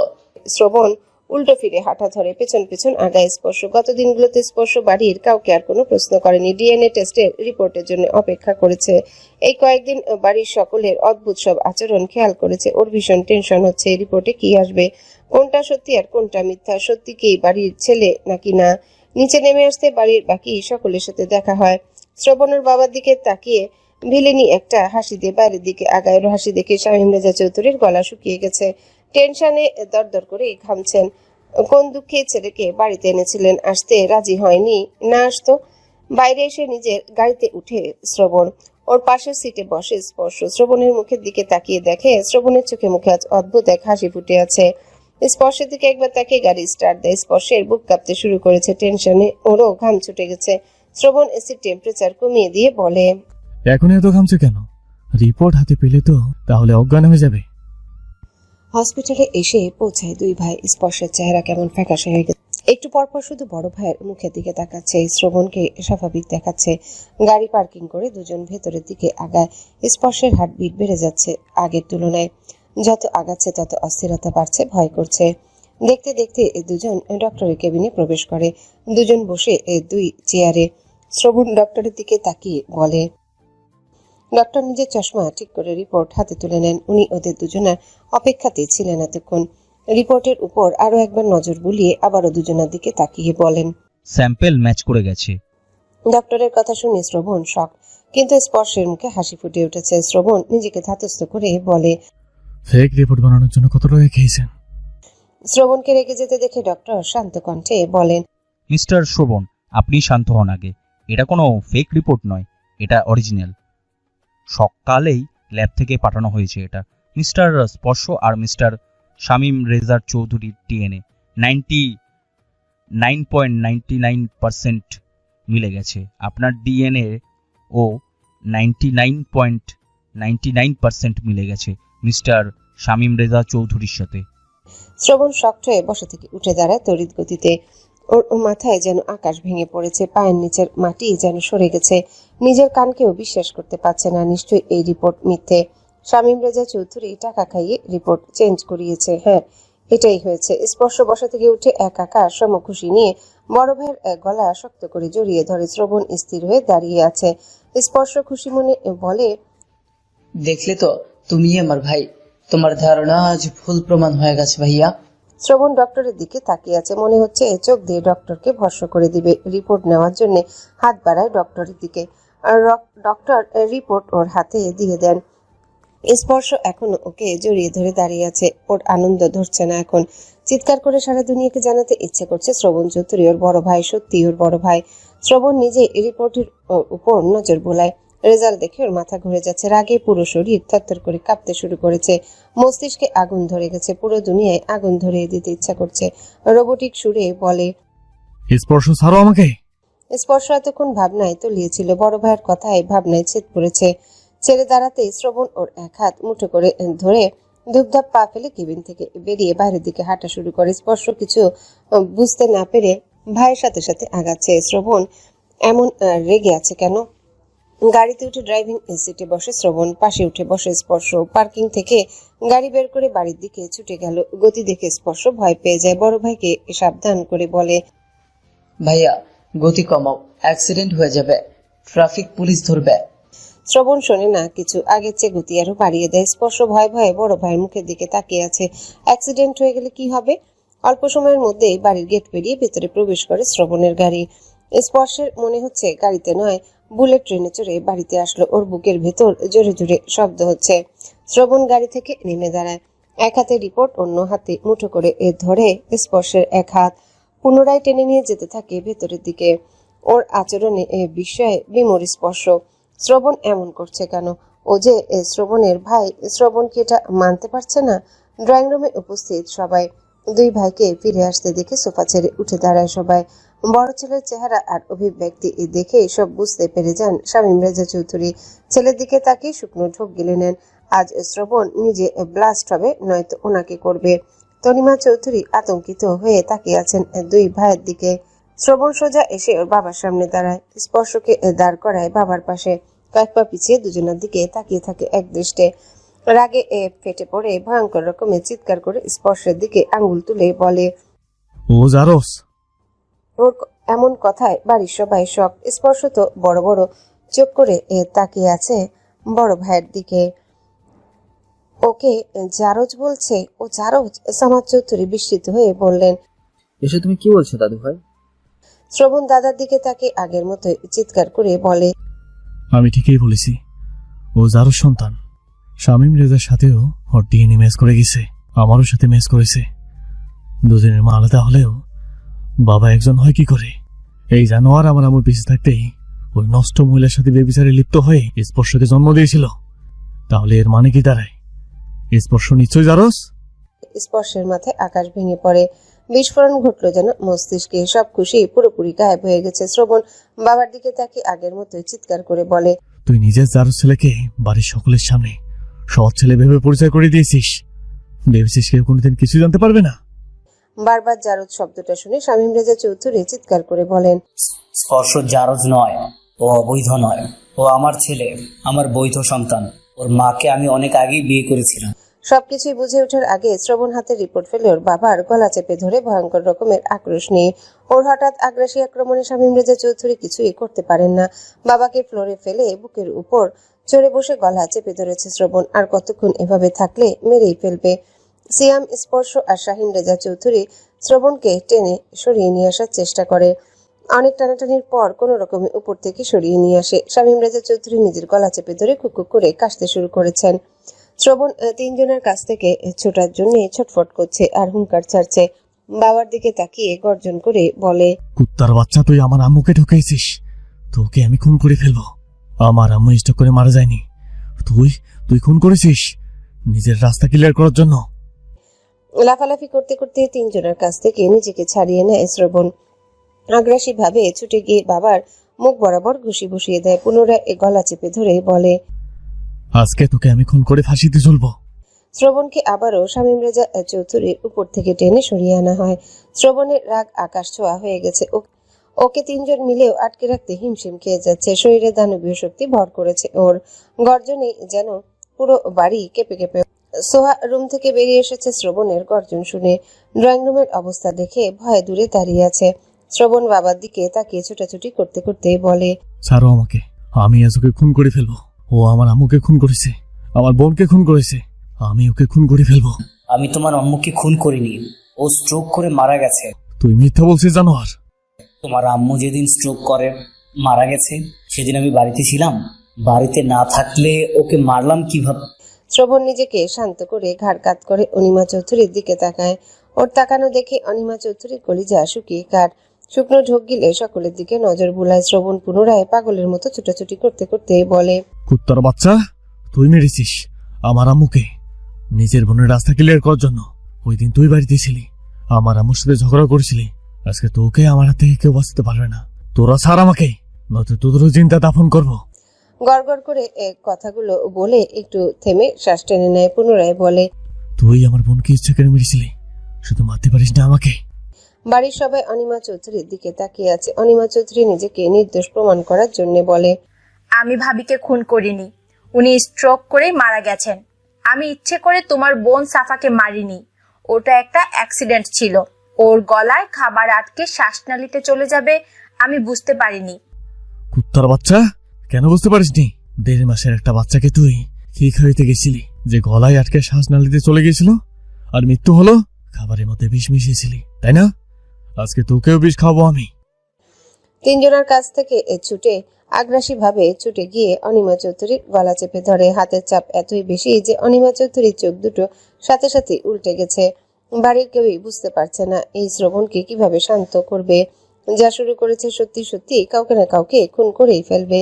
অনিমা চৌধুরীকে শ্রবণের হাত থেকে ছাড়ানোর জন্য ধস্তাধস্তি শুরু করে দিয়েছে। গলা থেকে শ্রবণের হাত ছাড়াতে সক্ষম হলেও শ্রবণ পুনরায় থাপা দিয়ে চুল ধরে। এমন ভাবে টান দেয় যে দাঁড়িয়ে থাকা মানুষ ঠাস করে ফ্লোরে পড়ে যায়। শাহিন রেজা চৌধুরী ভয়ঙ্কর রকমে রেগে গিয়ে বলেন, শ্রাবণ, তুমি আমার ওয়াইফের সাথে এমন করছো কেন? অভদ্রতা বন্ধ করো। তুই কাকে অভদ্র বলছিস? অভদ্র তো তোরা, একটা নরপশু জানোয়ার। তোর এই পিয়ারের বউ কি করছে জানিস? তুই জলজন্ত অবস্থায় থাকতে আরেক পুরুষের সাথে হোটেলে গিয়েছিল, আমার হাতে ধরা পড়ে কি করেছিল জিজ্ঞেস কর। শ্রবণের কথা শুনে সবাই বিস্ফোরিত হয়ে অনিমা চৌধুরীর দিকে তাকায়। সিয়ামের হাত আলগা হয়ে গেছে। এমন কথা শুনে শ্রবণকে ছেড়ে দিয়ে স্থির হয়ে দাঁড়িয়ে আছে। সকলের চাহনি দেখে অনিমা চৌধুরী বলেন, মিথ্যে বলছে শ্রবণ, পাগল হয়ে গেছে, সেজন্য যা ইচ্ছে করছে তাই বলছে। শ্রবণ তেরে যেতে নেয়, আবার স্পর্শ চাপড়ে ধরে। বড় ভাইকে সর্বোচ্চ চেষ্টা করে আটকে রাখার জন্য শ্রবণ অনিমা চৌধুরীর দিকে তাকিয়ে হুঙ্কার ছেড়ে বলে, কুত্তার বাচ্চা, তোর কত বড় কলিজা যে তুই আমাকে পাগল বলিস? নষ্ট মহিলা একটা, হাজবেন্ড বাচ্চা থাকতে আর একটা পুলিশের সাথে পরীক্ষায় কন্টিনিউ রেখেছিস তুই। আমার কাছে ধরা পড়ে হাতে পায়ে ধরে মাপ চেয়েছিস যেন আমি কাউকে কিছু না বলি। কসম করেছিলি এমন কিছু আর কোনোদিন করবি না। তোদের নিয়ে আমার কোনোদিন মাথা ব্যথা ছিল না, তাই কোনো কিছু বলিনি কাউকে। আমার তো এখন সন্দেহ হচ্ছে সোহা আর সিয়াম শাহিন রোজা চৌধুরীর সন্তান নাকি অন্য কারো। ডিএনএ টেস্ট করে নিশ্চয়ই ওদের বাবা অন্য কেউ হবে। হোটেলের পুরনো রেজিস্টার খাতা খুঁজলে এখন তোর নাম পাওয়া যাবে। আমার কথা বিশ্বাস না হলে গিয়ে খুঁজে দেখতে পারবেন। অনিমা চৌধুরীর মুখ চুপসে যায়, বড় গলা করে আর কিছু বলতে পারে না। সিয়াম ঘৃণায় মায়ের দিক থেকে মুখ ফিরিয়ে নেয়। সোহা ফেল করে তাকিয়ে আছে মায়ের দিকে আর শ্রবণের দিকে। শাহিন রেজা চৌধুরী কিছু বলতে পারছেন না, কেন যেন শ্রবণের কথাগুলো ওনার কাছে সত্যি মনে হচ্ছে। সত্যি যদি নাই তবে অনিমা চৌধুরী চুপসে গেল কেন শ্রবণের কথাগুলো শুনে? শ্রবণ তনিমা চৌধুরীর দিকে তাকায়, ওনার চোখে মুখে পুরো পরিবর্তন হয়ে গেছে। এই কুত্তার বাচ্চা জানোয়ার শামীম রেজা চৌধুরীর সাথে পরকে জড়ানোর সময় জানতি না ওর বউ বাচ্চা আছে? কথা বলিস না কেন বল? তনিমা চৌধুরী মাথা নিচু করে নেন। মায়ের অভিব্যক্তি থেকে স্পর্শ ভেতর থেকে ভেঙে গুড়িয়ে যায়। সবকিছু জানার পরে ওর মা এমন জঘন্য নিজ কাজ করেছে বুঝতে বাকি নেই। তুই সব চিনেও নিজের লোভ লালসা আটকাতে না পেরে আরেকজনের সংসার স্বামী চিনিয়ে নিস তার কাছ থেকে। তোদের মা ছেলের রাস্তা পরিষ্কার করার জন্য তোর বোন আমার আম্মু আর বোনকে মেরে ফেলেছে। তোরা ডাইনি নরপিশাচ, তোরা দুজনে আমার কাছ থেকে আমার সব কেড়ে নিয়েছিস। আমার শৈশব কৈশোর ভালো থাকা সব গিলে খেয়েছিস তোরা দুজন। সকলের মুখ বন্ধ। শ্রবণের কথাগুলো পুরো ড্রয়িং রুম কাঁপিয়ে তুলছে। তোদের দুই বোনের চরিত্র ফুলের মতো পবিত্র। শুধু অন্যের জামাই দেখে নজর যায়, অন্যের জামাই পছন্দ হয়। এই তোদের মায়ের তো দ্বিতীয় বিয়ে হয়েছে, তোদের বাপ তো তোদের মায়ের দ্বিতীয় জামাই। তোদের মাও কি অন্যের জামাইকে বিয়ে করেছিল, পরীক্ষায় জড়িয়েছিল? তোদেরও কি সেইভাবে জন্ম হয়েছে? একেবারে মায়ের মতোই হয়েছিস দুই বোন। শ্রবণের এক একটা কথায় বিস্ফোরণ ঘটছে ড্রয়িং রুমে।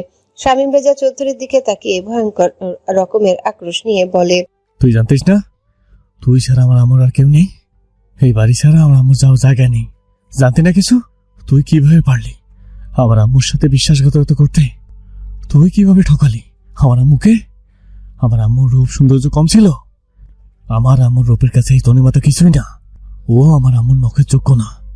ওই দিন কার সাথে যেন ফোনে কথা বলছিল আম্মু, তারপর তাকে অনেকবার কল করেছিলি কিন্তু তুই রিসিভ করিসনি ফোন। আম্মু আমাকে আর বোনকে জড়িয়ে ধরে অনেক কেঁদেছিল। বারবার জিজ্ঞেস করার পরেও কিচ্ছু বলেনি আমাকে। বিকেলে অনিমার সাথে ঝগড়া হয় আর রাতে আমার আম্মু আমাদের দুই ভাই বোনকে ছেড়ে চলে যায় সারা জীবনের জন্য। আম্মু কি তোর গোপন সংসার কথা জানতে পেরে গেছিল? তুই ওই রাতে স্পর্শ আর তনিমার সাথে ছিলি তাই না? শামীম রেজা চৌধুরী চুপ করে থাকেন। শ্রবণের কথাগুলো শুনে তিনজন বাদে বাকি সবাই বাকরুদ্ধ হয়ে গেছে। বাবাকে নিরুত্তর দেখে শ্রবণের রাগ আরো বেড়ে যায়। স্পর্শের হাত থেকে নিজেকে ছাড়িয়ে নিয়ে পুনরায় আক্রমণ করে বসে। স্পর্শ সিয়াম স্থির হয়ে দাঁড়িয়ে আছে, শ্রবণকে আটকাতে যাচ্ছে না দুই ভাই। সামাদ চৌধুরী